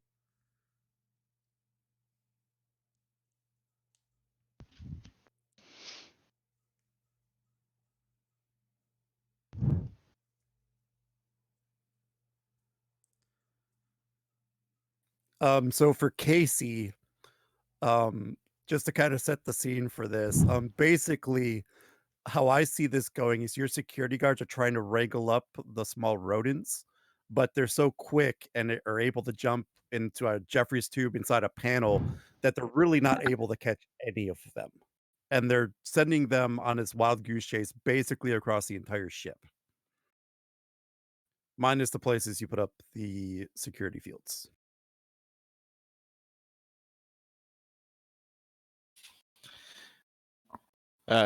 Can we like transporter lock them? I mean, you could try if you want. Well, my engineering's only 3.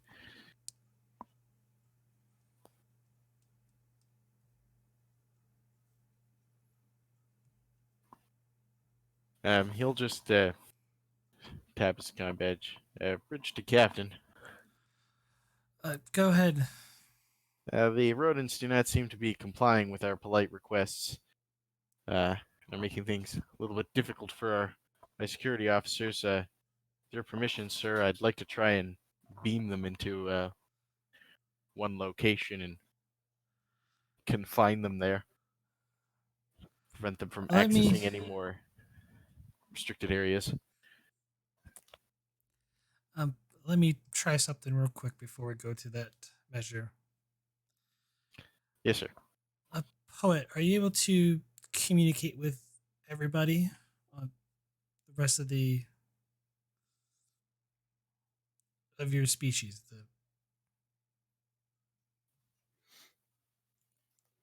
And he gives a subtle little nod. Could you ask the rodents if they would be so kind to join up on us? We can show them more interesting locations. It'd be easier to explain everything if we were all together. The carriers are mapping.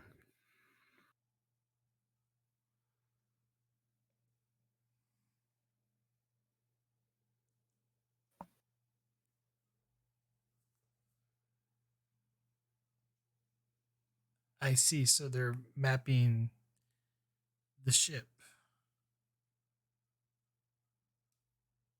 They are curious.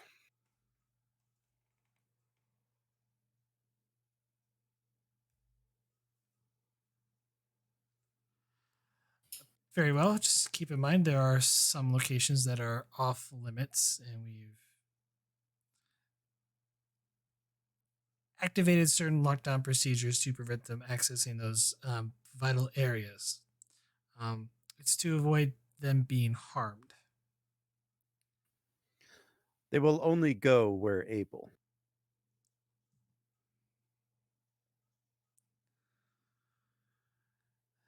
Very well.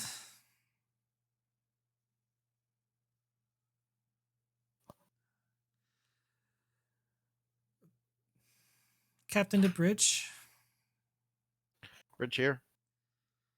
for now, they don't seem to be doing anything harmful other than they're essentially mapping the layout of the ship. Just keep an eye on them on the internal scanners if you don't mind. Of course, sir.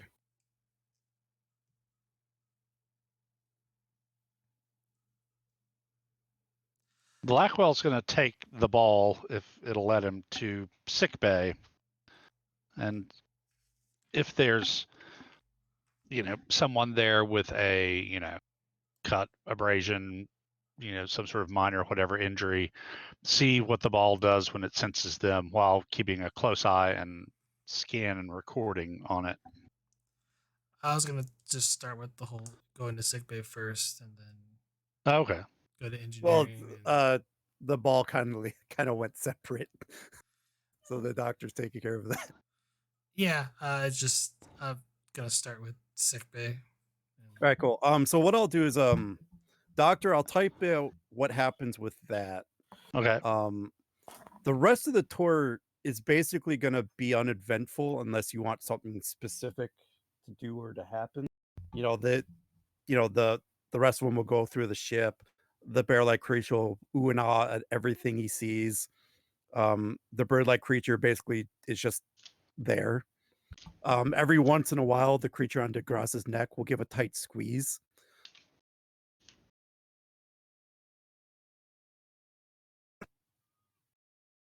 And DeGrasse appreciates that.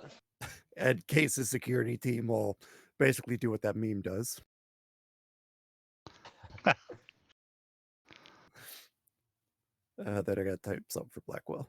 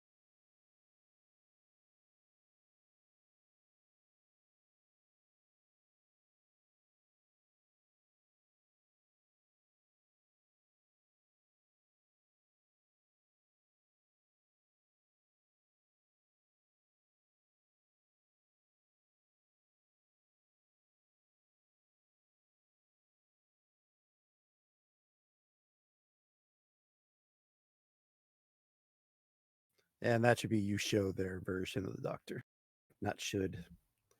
Yeah, got you. Words are happening.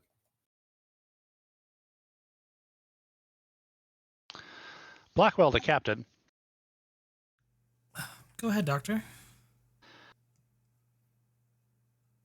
Well, whatever this Dr. Bouncy Ball is, it has some amazing abilities. I just saw it repair a minor plasma burn with more speed and efficacy than my dermal generators. Jim, did I get a read on whatever the substance it left behind was? Again, you're still having a hard time identifying some of the components that make up this. So you maybe recognize a few of the compounds, but a lot of them are very foreign. Mm.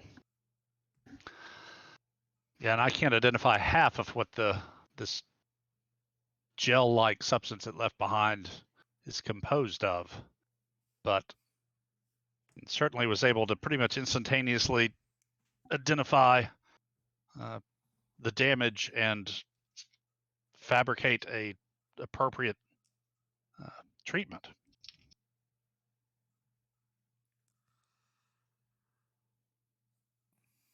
Fascinating, Doctor. I'm sure we have much to learn from them.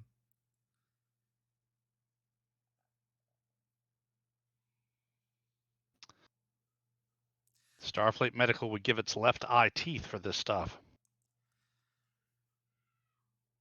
Well, hopefully we can learn enough about it that we can maybe hopefully improve our own equipment, though I do not think human or any sort of experiments on them is appropriate this time, Doctor. Jokes. Understood, Captain. Blackwell out. Oh, Doctor, Sorry, Captain. we are heading to sick bay. Understood. How does Leonard react to Dr. Bouncy Ball? At points he tries to think it's like a toy. Right. He tries to play with it a little bit. The ball will bounce over here, bounce over there. They'll smell each other quite a bit. Oh, okay. No harm, no foul. It is like a golden retriever. It's true. Playful. That's right. I could send it after the rat things. Excuse me, Fixer, Dr. Bouncy Ball, whatever you are. Are you able to understand me? And it gives this gesture kind of like a yes. Okay.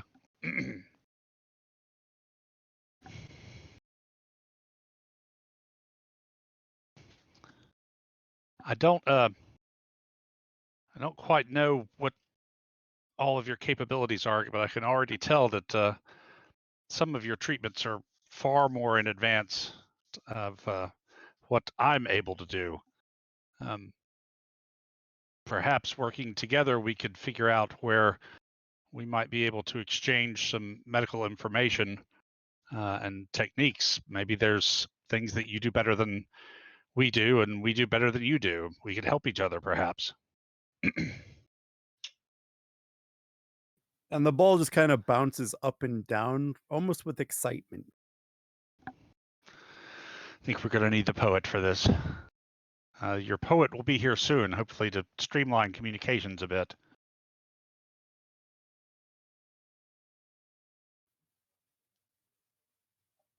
And he'll just kind of bounce around sick bay, check, getting a lay of the land, smelling all the nurses. Yep. I'll show it whatever it's interested in. Maybe about 15 minutes later, the rest of the group will come walking in. Again, you hear the telltale ooh, ah, as they walk in. No touchy. Ah, poet. I was speaking one-sidedly, granted, with your healer here. What is its name?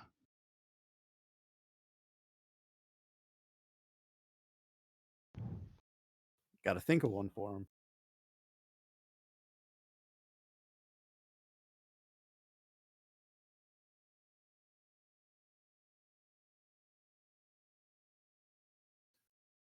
Sorry, I'm trying to think of a good one.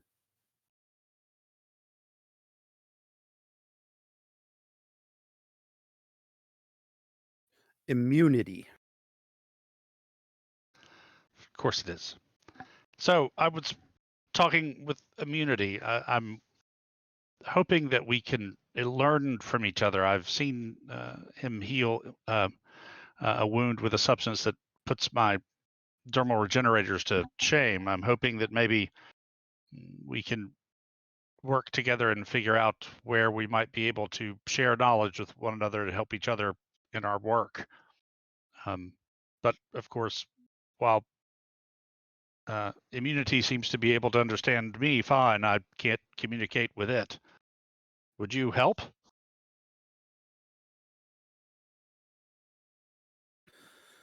Curious we are of the outside of the universe.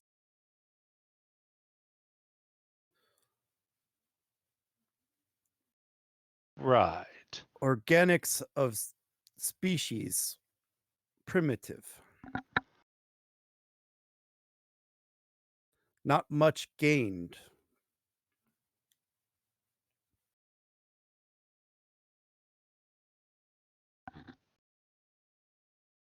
Well, maybe, but then again, maybe not.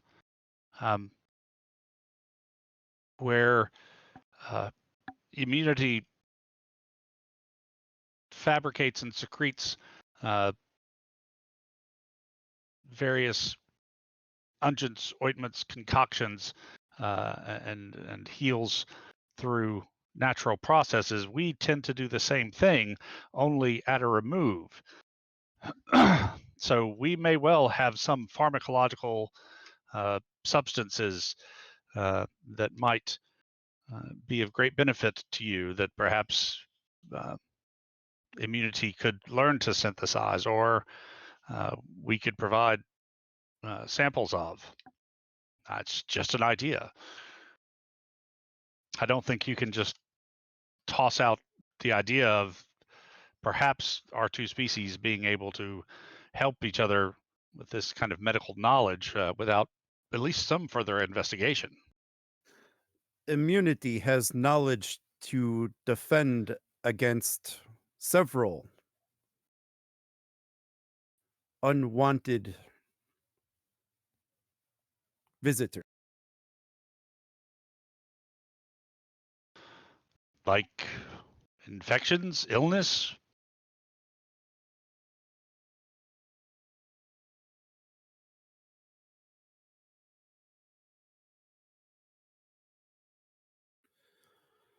Repairs of damaged systems. Right. That's my job among my people. I repair people when they become damaged. We call it injury or illness. And I too have a fairly extensive knowledge of means of protection and repair.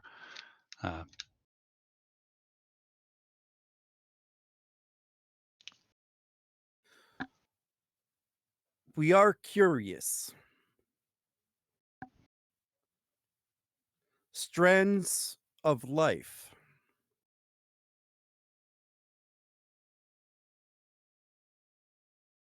Well, that's good. We're just as curious about you folks. And he'll look like kind of like he doesn't know what we're talking about. When I said we were just as curious about you folks, we seek knowledge of strands of life. Knowledge of strands of life.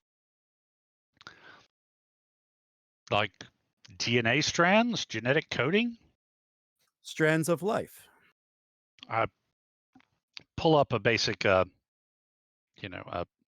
model of the double helix with the the genetic breakdowns, the 4 basic acids. Is that what they are? Amino acids? Yeah.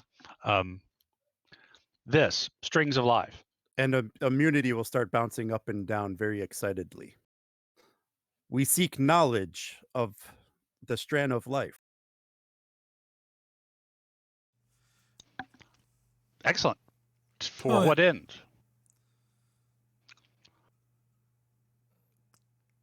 Excuse me, Doctor. Poet, do you seek out new genetic coding to enhance your species? Knowledge of strand of life limited. I just can't help notice, but your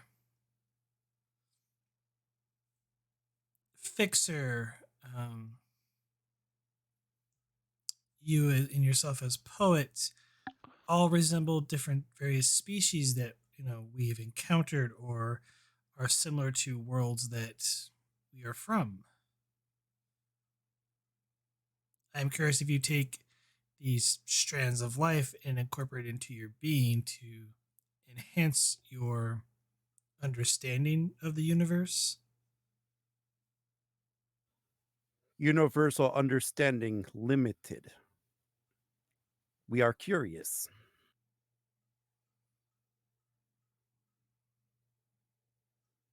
So you choose to explore the universe.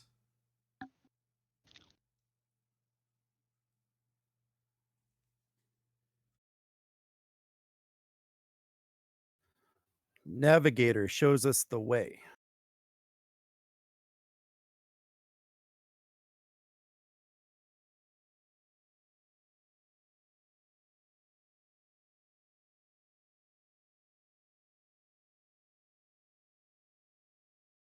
So when you find new information, new strands of life, how do you use this?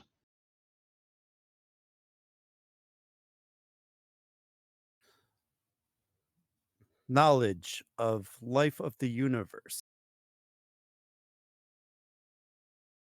Community at large.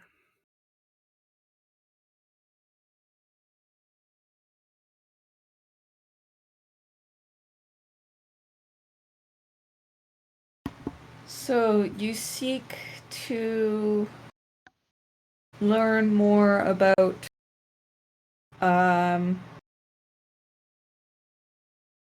life in the universe so that you can improve your understanding of the universe? Is that it? Understands.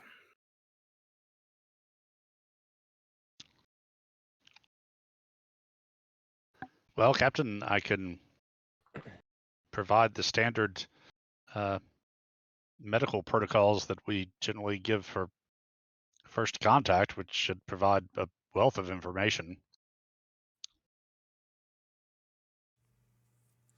It's not so much dissimilar to our own mission. True enough.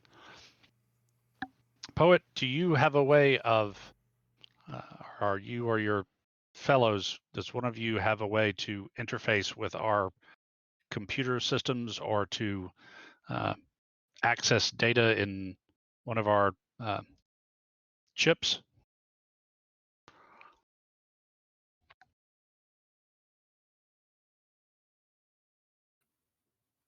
And the bird-like creature nods his head at that statement. So I will download the standard medical information, which I assume contains information about basic genetics and all that stuff, and for at least some Federation species, onto an isolinear chip and hand it to the bird-looking person. This is a basic overview. Generally speaking, we can provide more upon request, but this should give you a basic idea and some information on several different species with different strands of life, as you call them. Knowledge exchange accepted. And at that, you notice that the ball jumps up onto one of your desks, and in one of your trays leaves a large chunk of the matter that he used to heal in it. Ah, nice.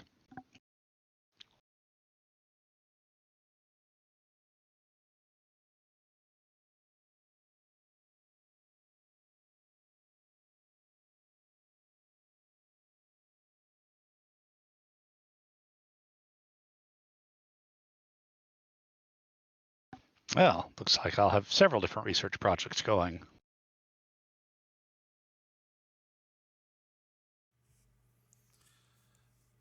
Indeed.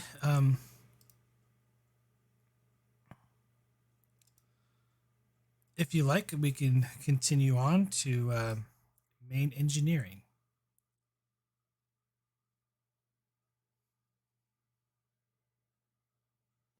And again, you get the ooh ah from the one companion.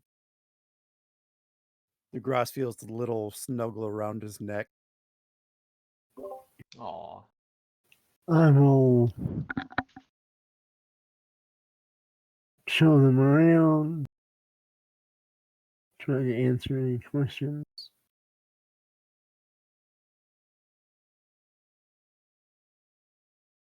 And the tour of the engineering bay goes pretty uneventfully. Again, the one thing oohs and ahs at everything he sees.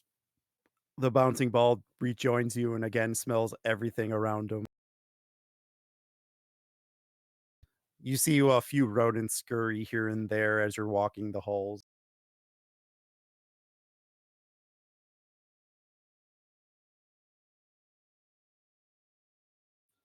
And you guys tour the rest of the ship. You know, you show them the bridge, you show them other critical systems, and eventually you do end up wind your way back to the docking.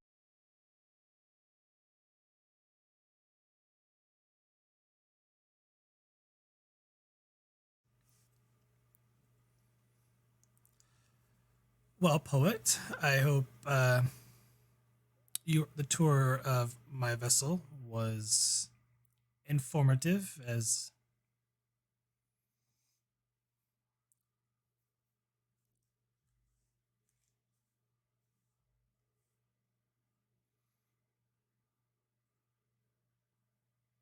Curiosity fulfilled.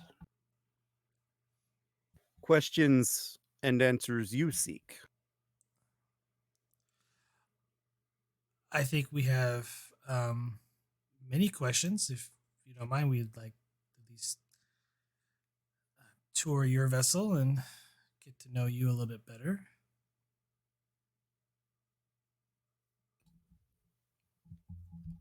And he nods and starts walking toward the ship. And as you all start walking through, all the rodents run back onto the Azizz ship. And Casey's gang of security officers run in the hall behind you. Praxis holds up her hand like it's okay.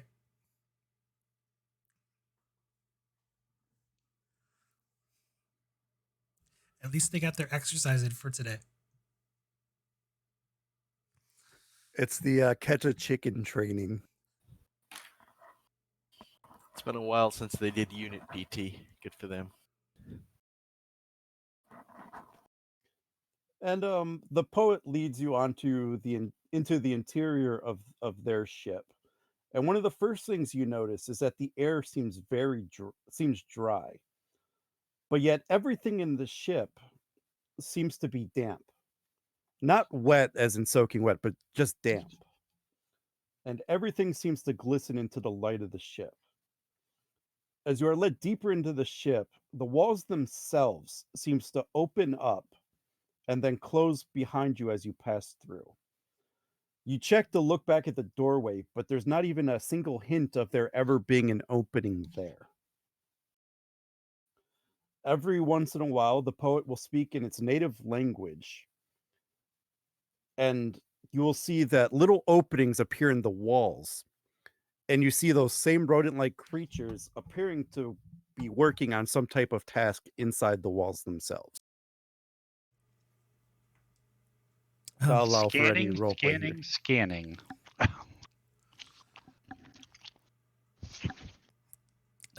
Tell me, Poe, what are they doing? I thought they were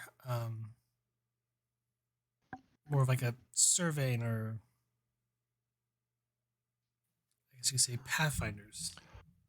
They carry on the ship.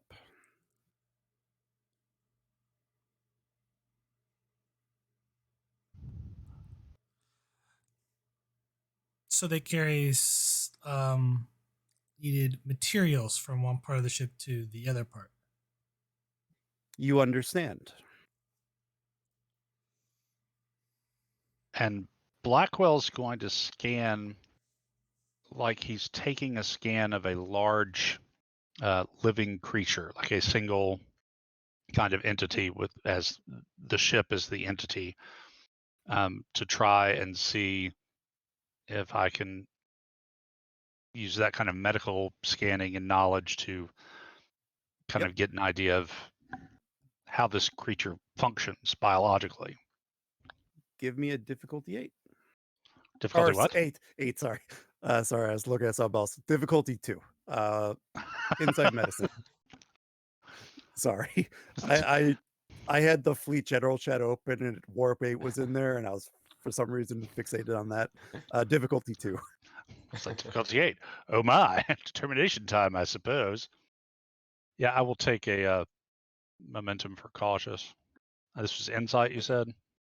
Yes. There we go.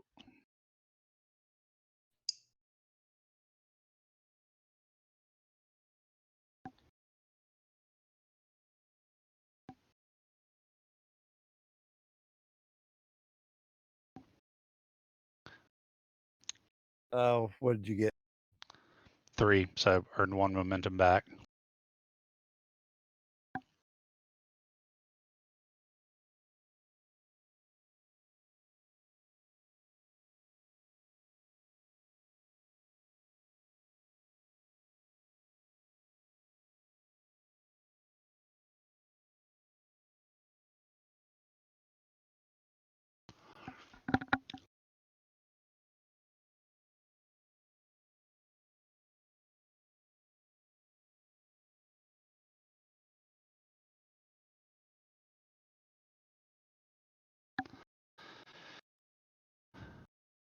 Captain, this structure is of the vessel is very familiar. It's almost like we're in the arteries of a giant heart. All these passages.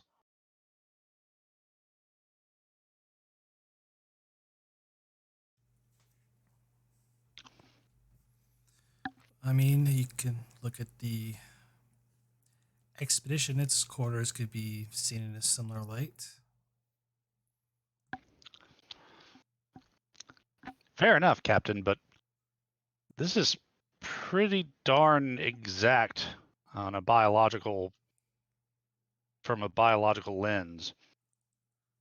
You kind of have to stretch things for the expedition, and you're still speaking more metaphorically. I'm not sure, but that I'm not speaking metaphorically, that this may be, we may be seeing on a macro scale and in a slightly different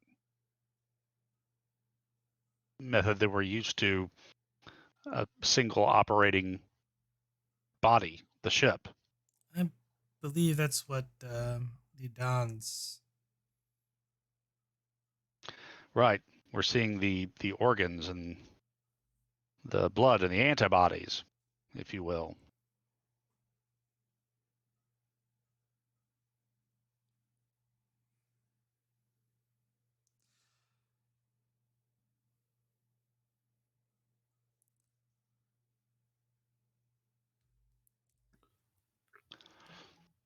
So my question is, where's the brain?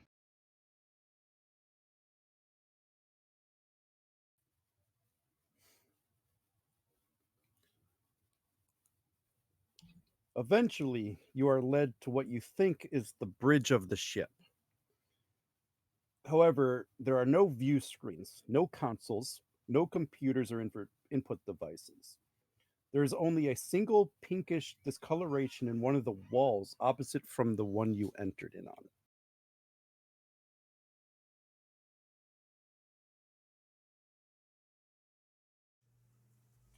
This is the navigator, speaks the Pope.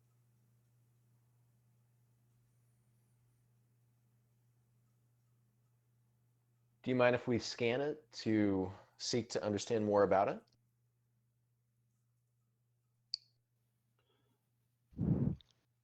He nods.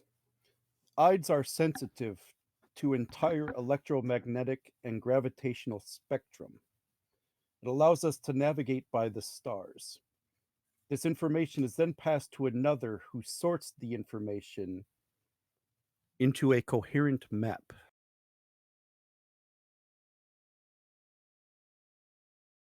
Well, at that, DeGrasse will take out a tricorder and begin scanning.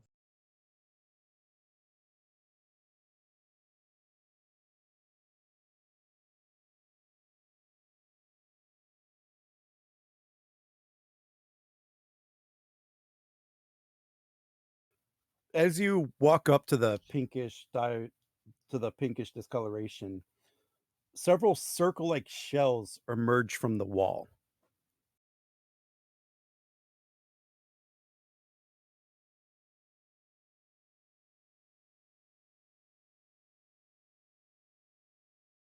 Do they look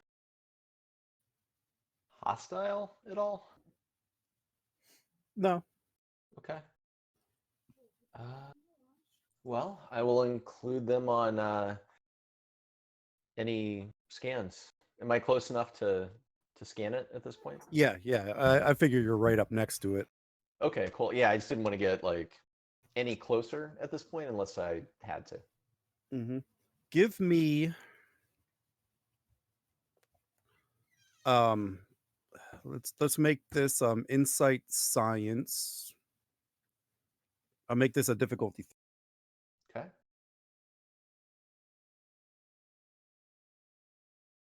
I'll spend oh.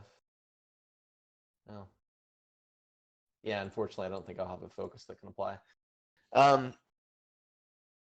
Nidan, would you be able to assist me with the scan? You're a little more in practice than I am. Yes, no problem. Happy to help. Thank you. And then at the same time, DeGrasse will suddenly remember that he had a talent, or I guess a previous memory of being exceptionally good at scanning foreign organic objects.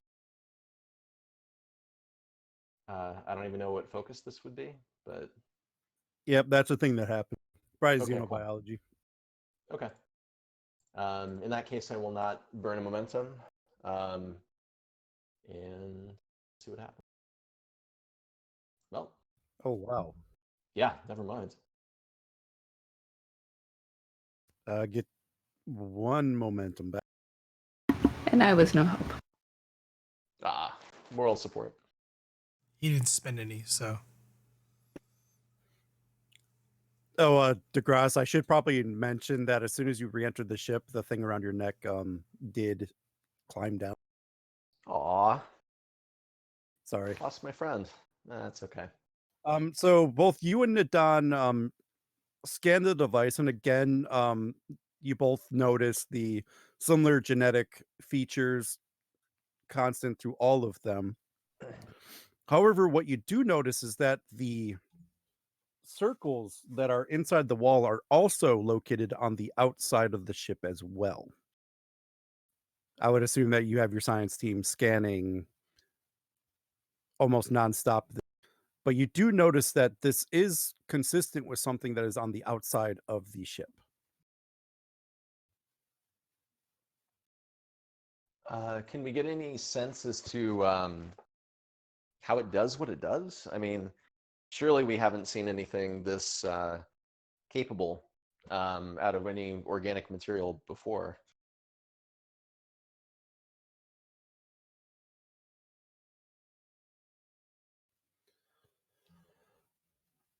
So the shell-like structures you are scanning kind of act like almost like an organic sensor array.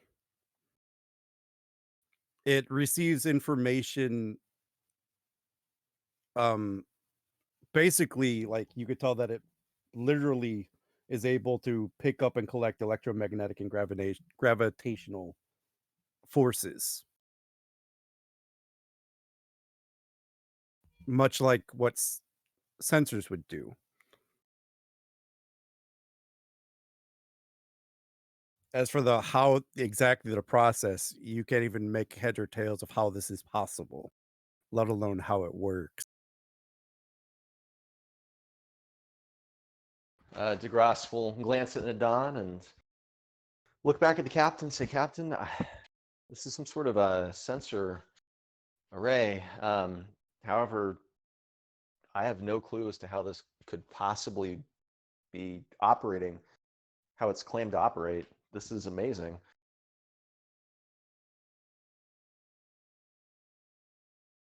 It's almost like a biological version of a sensor array.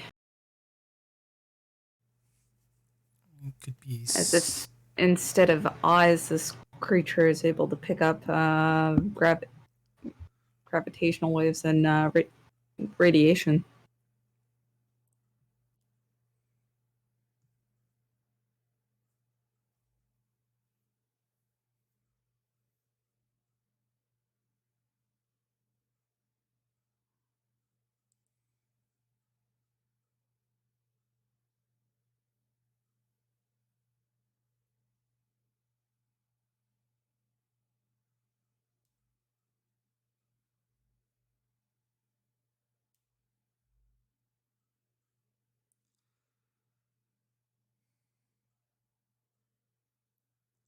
Everyone go quiet.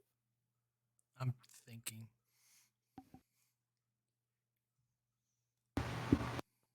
So, Poet, you said this place in total was the ambassador.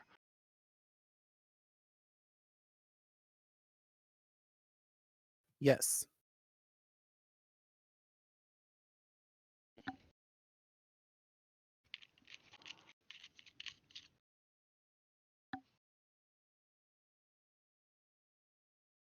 And it speaks through you. I am the poet. So you said.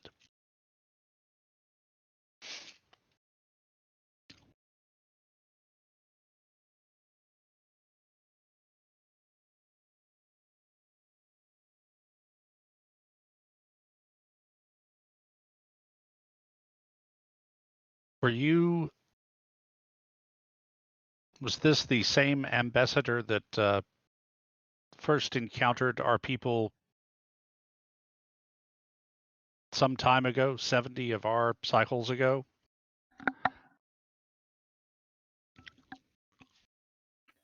The first ambassador moved on. I see.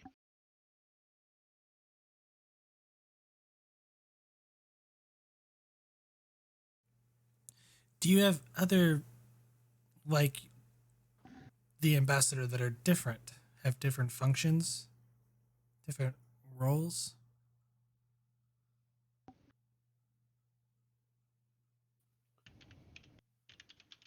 We seek knowledge.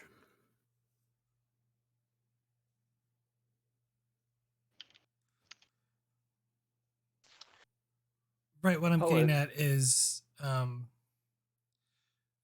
this. You are what we refer to as a explorer, one who journeys to meet to find new strands. do you have others that have different roles outside of that?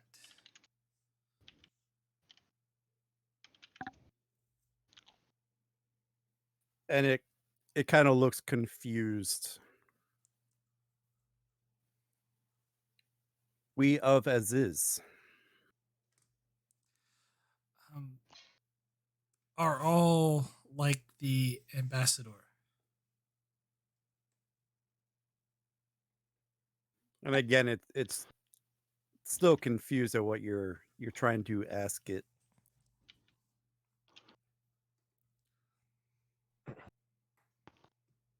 Poet, did you say why you waited so long to contact us since your first encounter with us?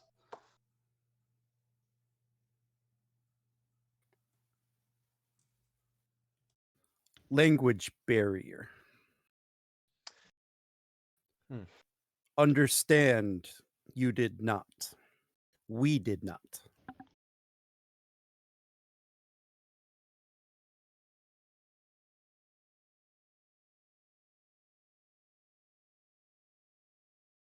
Now you understand.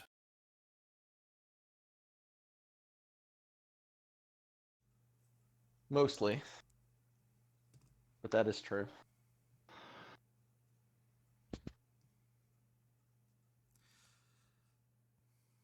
Tell me, poet, where is your home? Where do you come from?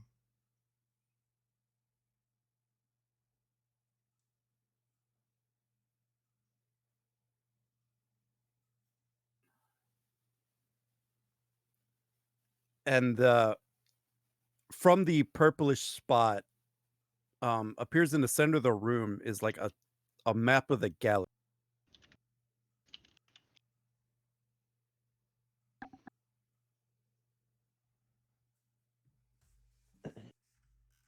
It shows the spiral arms of the galaxy. Um, it zooms in on certain sectors.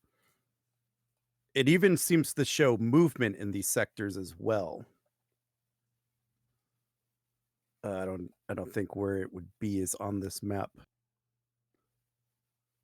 But it zooms into an area of space roughly over here.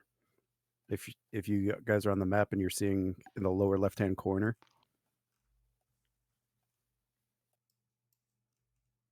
Right.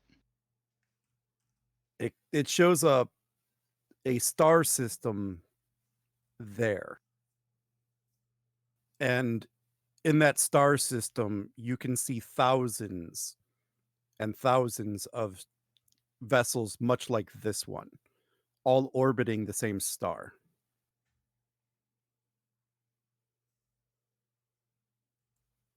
And the poet will speak up, "We are Azizz."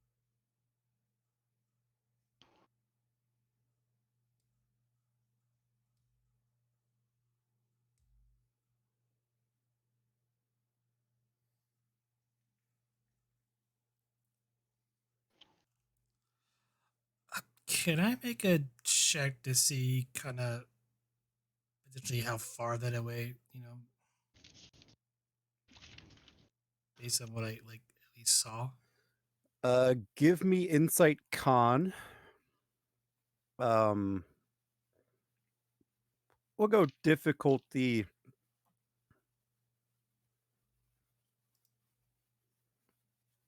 Let's go a difficulty of 4, I think.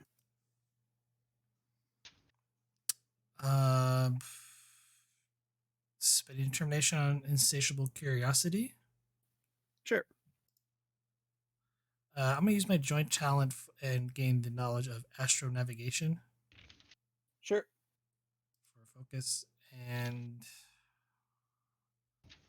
I'm gonna spend 2 momento. Maybe I can get some of it back.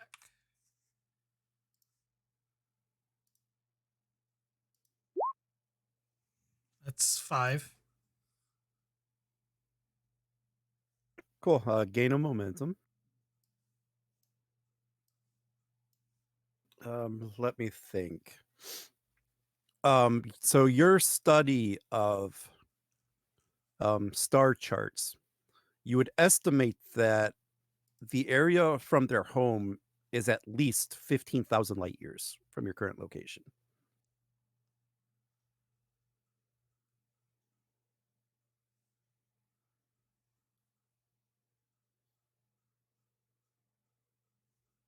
You said at least how many light years? 15,000. Wow. You've definitely traveled a long way. I'm curious, how do you achieve such great speeds? The jumper. What does the jumper do?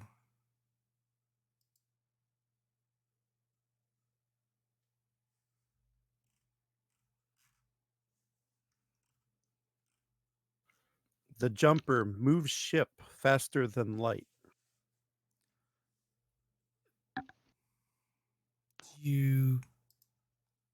Does the jumper create a bubble that moves space around it, or does it create a hole between 2 points? Okay, so here's what I'm going to do for their warp drive. What's going to happen is they're going to move you toward the engineering section of the ship, the propulsion section. While on the way, they're going to try to explain how the warp drive works to you. I'm going to make that a difficulty 5 insight engineering task. You can all make this roll. If you succeed, I will give you that information. And this is to understand what the hell they're talking about. Because for some of you, this is probably going to sound like a foreign language. So is it like a collective, like we have a lead role, we're assisting, or does everybody get to attempt a difficulty 5 engineering role? Everyone gets to attempt a separate difficulty 5 engineering roll. Oh, sure, why not?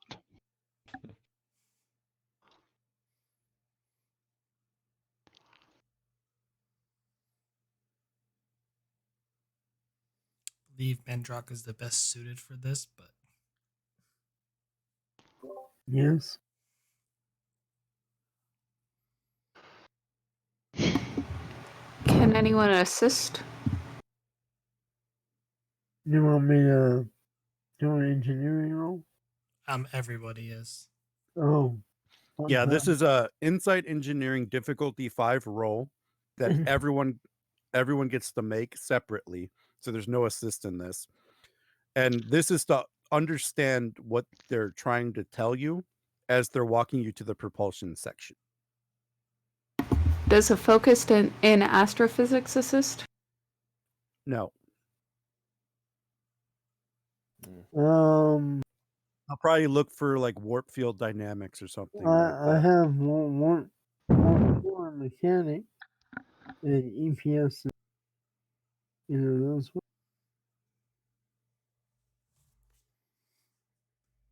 Mendrock, I'll give you warp core mechanics.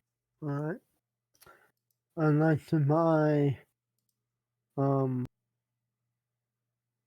need 5 successes. I'd like to buy 2 dice, so I can roll 4. So 2 momentum, 1 thread, I guess. Yep.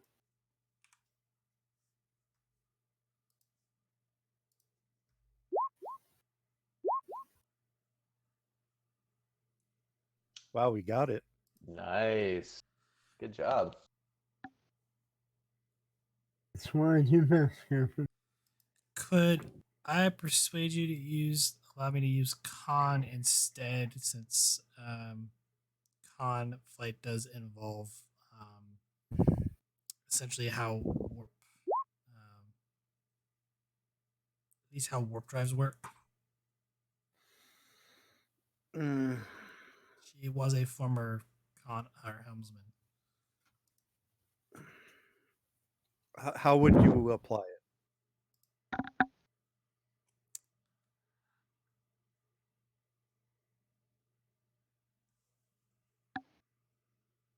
the basic understanding of like that even as a con goes con, you can essentially knows the ins and out of a warp drive because they've been trained to for flight specific reasons. Much like a pilot knows their own aircraft mechanically, but doesn't really know how to build it, as what an engineer would.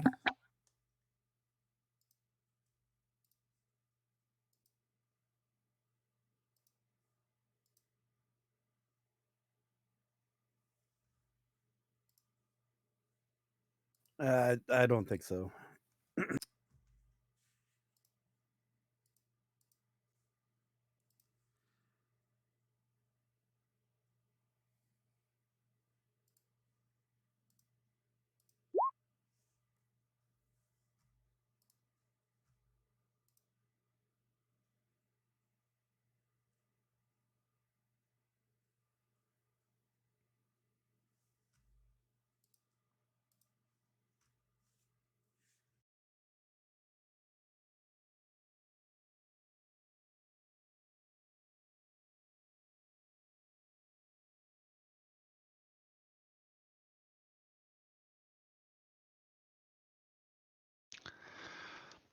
Okay, just for giggles, I'm gonna spend a determination on the mission objective, as trying to understand the species by trying to understand how they managed to travel. So I'll go ahead and roll my veteran just to see. Nope, don't get it back. And then I'll give you 2 threat for a 3rd die.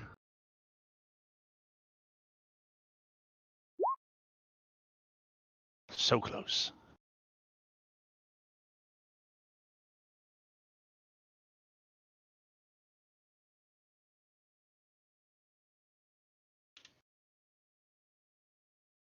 Oh wait, I need to roll 3 challenge dice for the threat. I'll go ahead and invoke my conspicuous gallantry medal and see if I can't claw any of those back. Hey, you don't get no threat. Cool.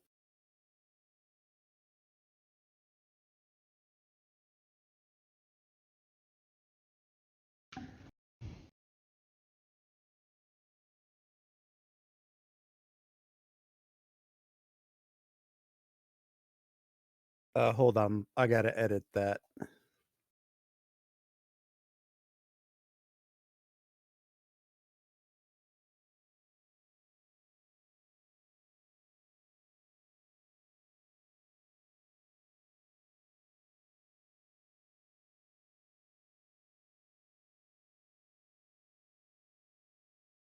There we go. Fixed.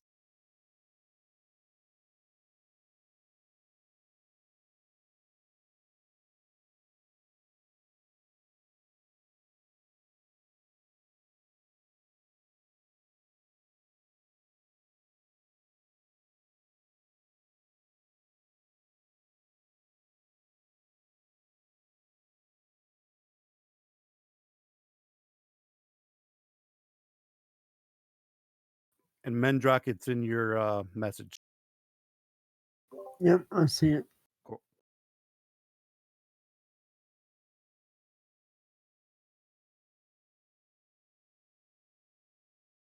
Wow, okay.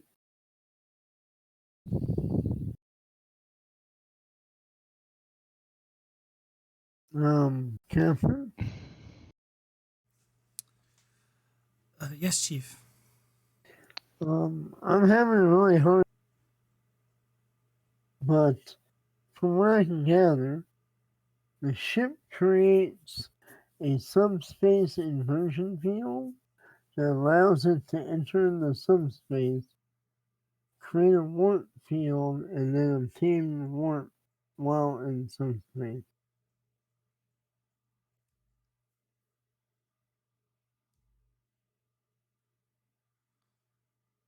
Oh, I'm pressing.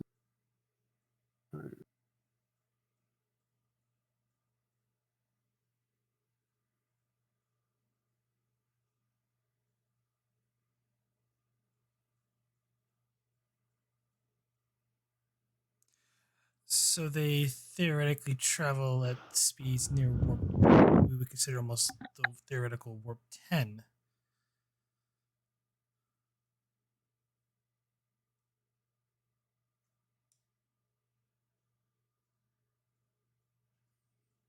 Perhaps a experiment down the road that we might be able to recreate ourselves one day.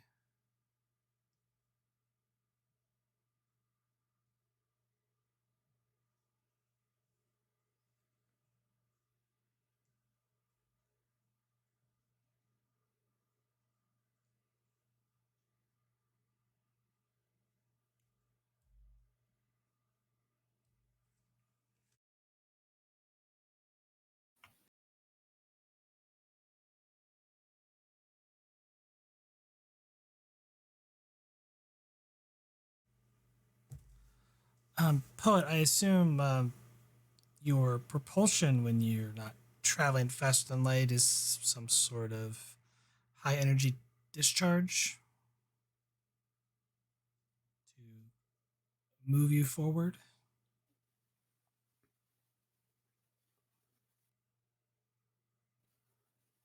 The grain exchanger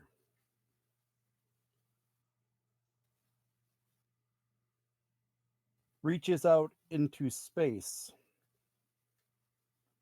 and gathers hydrogen. I probably should have used the term grain. Gathers grain. Grain is fed to another and expels grain to propel the ship in less than light.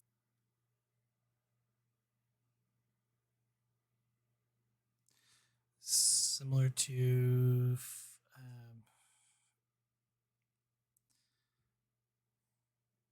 I think I follow. Do the grains merge? And the poet look confused. When you feed grain to another, does it make the grain into something else?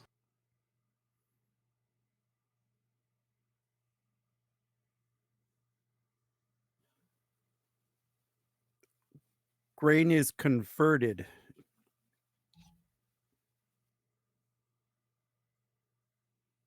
I believe he's talking about what we would call hydrogen. Sorry, you cut out in the middle there.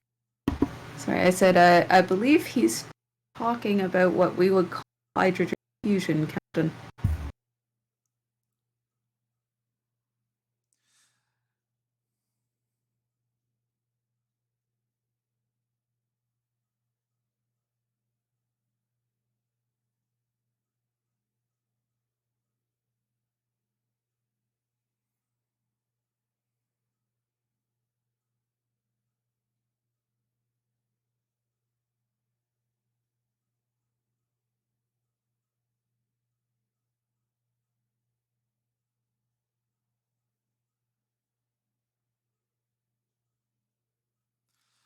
I heard you, and then no one talked after. Okay. It's definitely intriguing.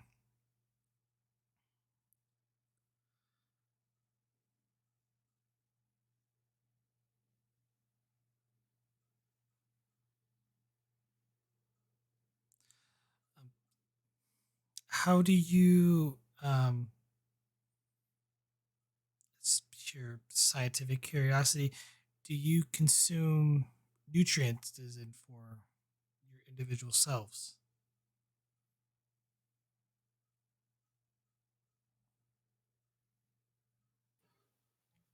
All nutrients are supplied.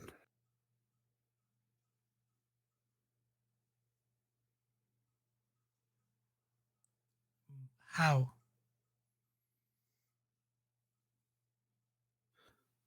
And he literally just tears a piece off of the wall and eats it. And almost instantly, the piece that was torn off repairs itself. We are supplied. How does the ambassador eat or gathers nutrients?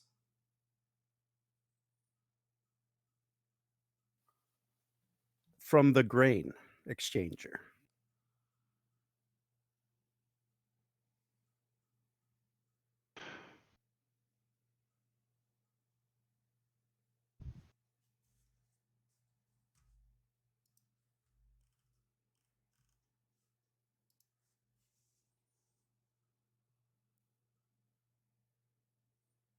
So the ambassador lives off the grain, while you live off the ambassador, and it's sort of a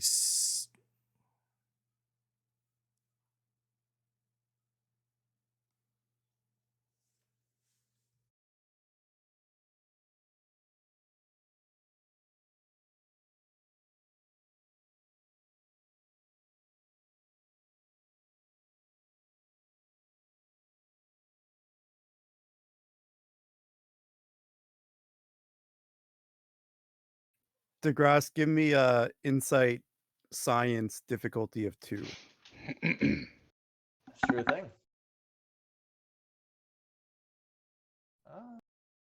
I was half expecting you to say eat it. Well, I mean, if you promise you won't kill me, then I'll do the old mouth scanning test. I think, DeGrasse, no. I think we'll do the scanning, and then you could decide after you learn the info. Perfect. We're at a momentum, right? So take a threat.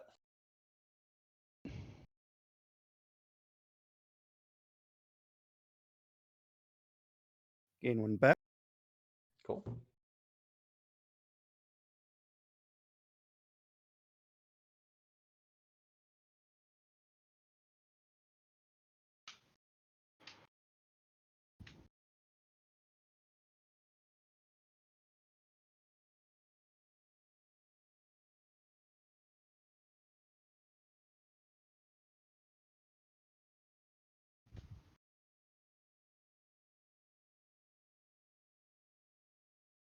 And wow, the spelling in that is atrocious. Gotcha. DeGrasse will take a small nibble. He'll bite just a little bit off and see how it tastes. Commander.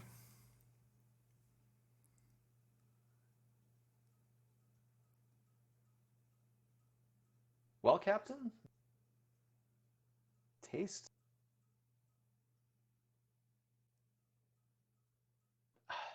vaguely like meat. It tastes like what my mother used to prepare as I was growing up as a boy. Scans show that it's protein, amino acids, but tastes like comfort food to me. It's the oddest thing.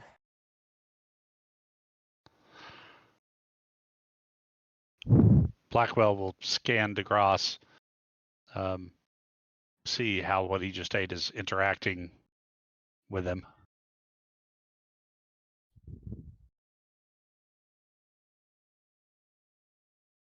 Like not looking to see if it upsets him, but literally trying to see what it's doing, how it's stimulating that sensory memory of his comfort food.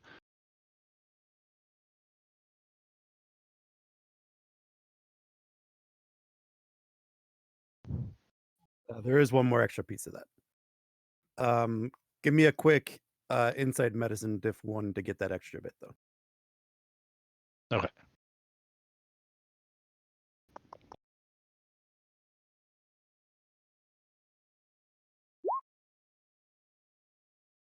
Okay, got 2.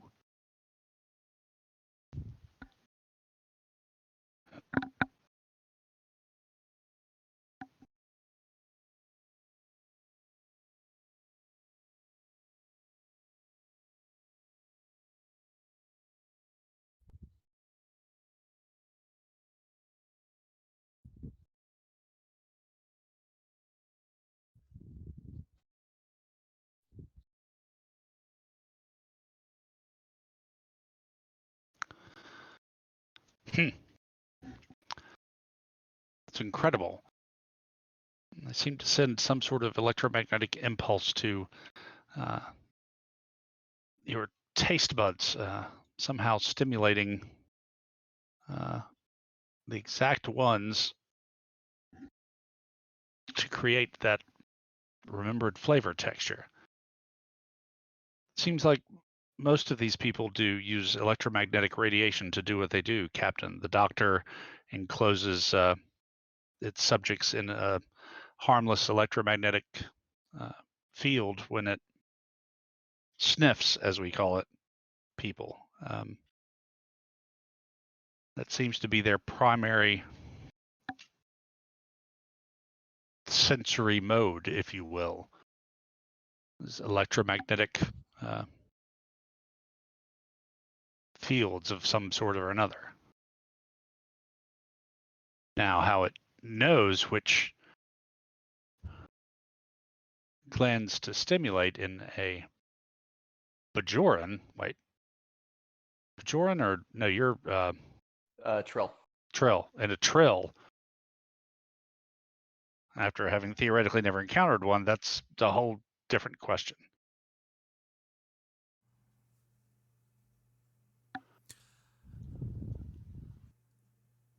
Poet, do you actively sense us or be able to like monitor us on the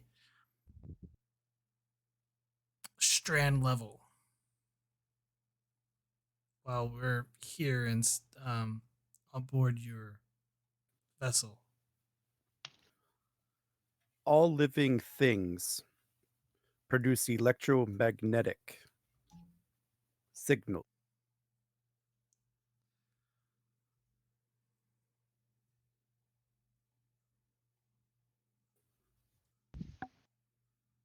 That we are able to detect.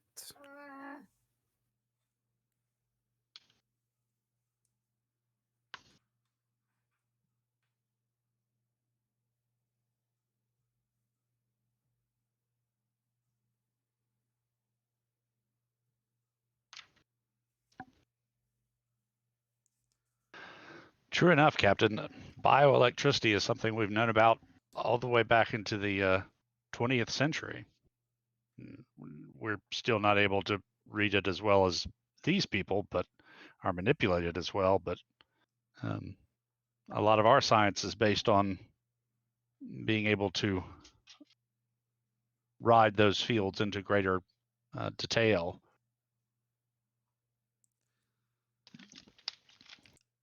I wonder if there could alter our vision or even smell and hearing in such a manner.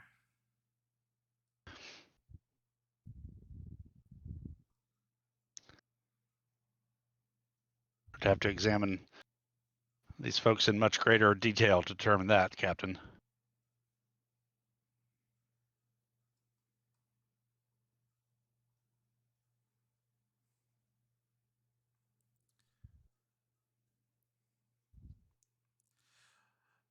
Well, Mr. Poet, I'd like to thank you for your hospitality, and perhaps another time we could meet again to exchange more information.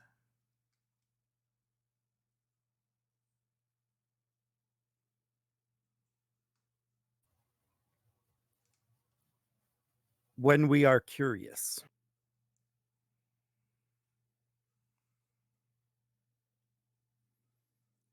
If you're any similar to us, that curiosity never goes away.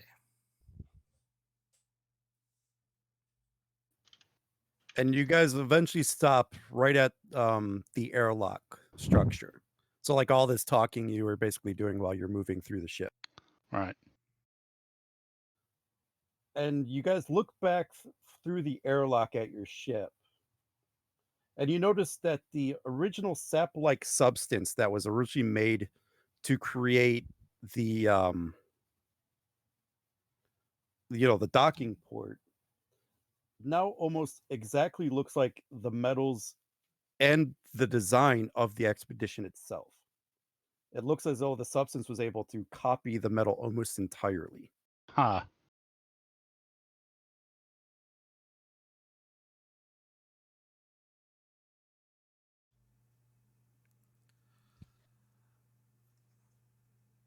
bridge to, or sorry, Prax to bridge. Bridge here. The, Casey, what is the current design configuration of the Azizz ship? Design configuration, sir.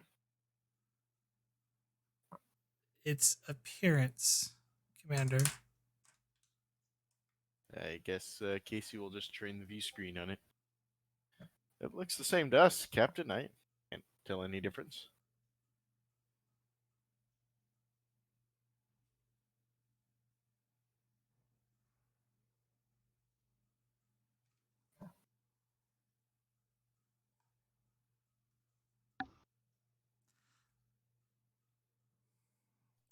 Thank you, Mr. Casey. Prax out.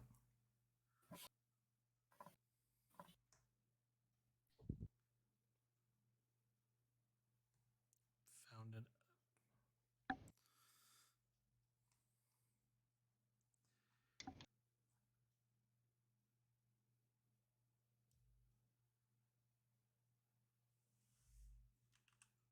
So you're just standing in the docking port.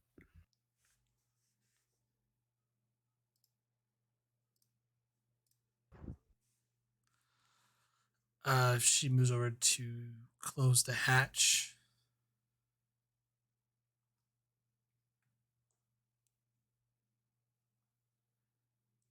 On your side or theirs?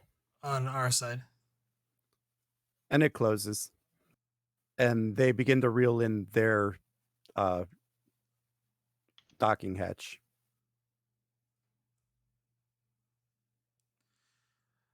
Well, that was interesting. Fascinating people, Captain. I'm not entirely too sure we've really only met one individual.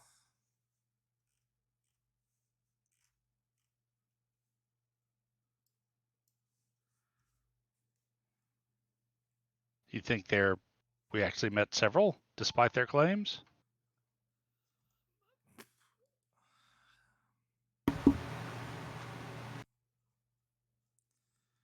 I'm only guessing, but could be multiple subconsciouses all working together in unison as part of one entity. I Well, think that would be most similar to what I can determine by my scans. Genetically, they're extremely similar. They really seem like parts of a whole rather than distinct entities. That matches my reasoning as well, Captain. So they're like a hive mind, almost. Well, more like your liver and antibodies and blood cells and so on. Yes, I concur with the doctor, although it is unique that it seems like the various organs, in this case, for want of a better term, appear to have some degree of consciousness to themselves as well. But it's not as it would be with some hive mind species, where if I believe that if you were to separate one from the whole, it would not have the capability to survive based on what I've seen so far. Of course, I could be wrong on that. Our data is extremely limited. Who knows, but millions of years in the past, this may have been an evolutionary adaptation where several different species came together to function as one larger whole.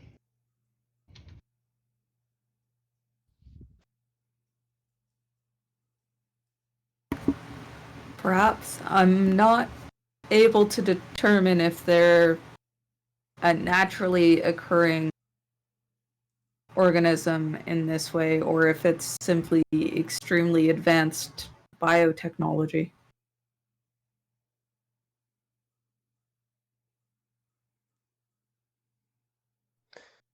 To be fair, Nadine, it would be difficult to tell if there were any difference between those two things at all. I agree completely. Given much more advanced in terms of their biological technology, at the very least, I don't believe we have the technology development or the knowledge to be able to distinguish it at this point. And Blackwell kind of rubs his hand together. I'll tell you one thing, I'm looking forward to seeing that sample they left us under several different instruments. There's no telling what we can learn about them and better ways to deal with humanoid wounds just from that alone.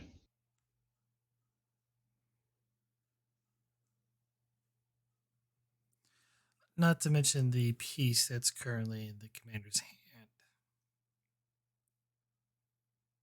Indeed.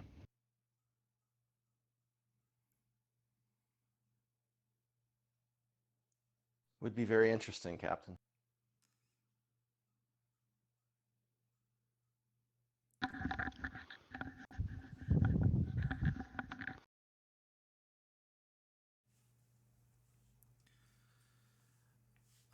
With that, Prax is going to head to the bridge. DeGrasse will follow. DeGrasse will actually, I guess, tear the piece in his hand in two. Give half of it to Nadine, and put the rest in his pocket. Half for study, half for a snack later. You know it. Captain, would you like to? I'd like to see, or sorry, Doctor, would you like collaborate on our analysis of the samples? I'm curious about that substance, and I imagine you're probably curious about the biology of this sample that the commander has given us. Indeed. Yes, let's work together, see what we can learn about these people and their artifacts, for lack of a better word. Yes. It's. I mean, they gave these specimens to us freely, so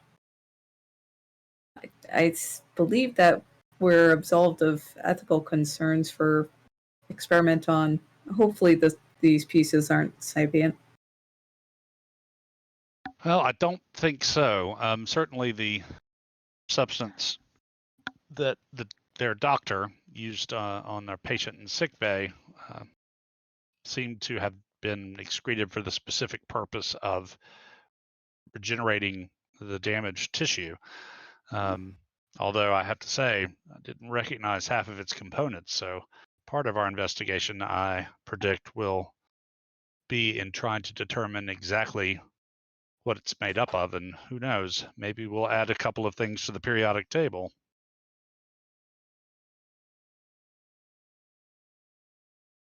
Definitely, and perhaps. Well, certainly we're going to be documenting an entirely new form of xenobiology. I don't think anyone's, to my knowledge, encountered anything quite like this.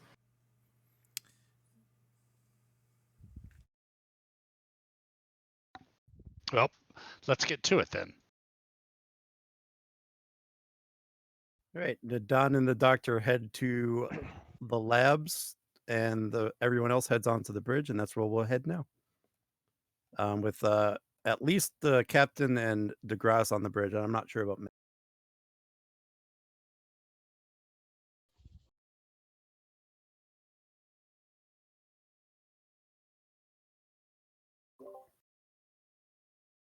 I'm falling asleep at my desk.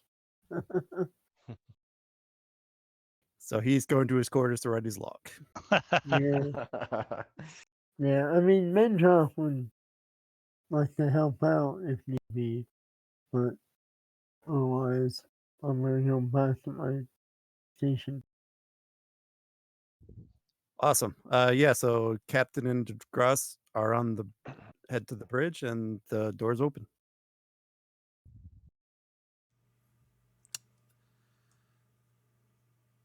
Mr. Casey, what's the status of the Azizz ship? Well, entity, I guess is the proper term. I'll Casey just will I'll just check. tell you that they're starting to move away at sublight speeds currently. Captain, they are departing at sublight speed. Just give it the roleplay flair.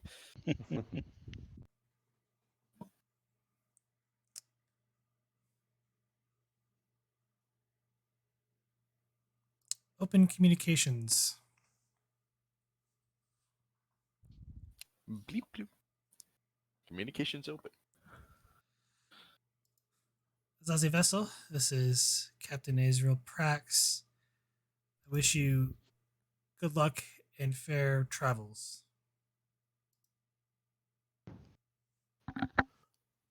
We extend to you the same. May we meet again.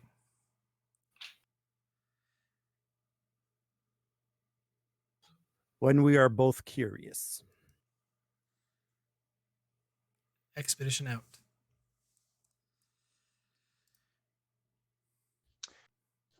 At that, DeGrasse gets up, goes over to Casey's console, leans in and says, "Hey, Casey."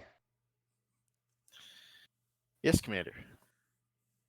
DeGrasse pulls the rest of the wall out of his pocket, hands it to him, and says, "Hey, eat this. Sir? Just go ahead." You'll have a little bite. Just a nibble.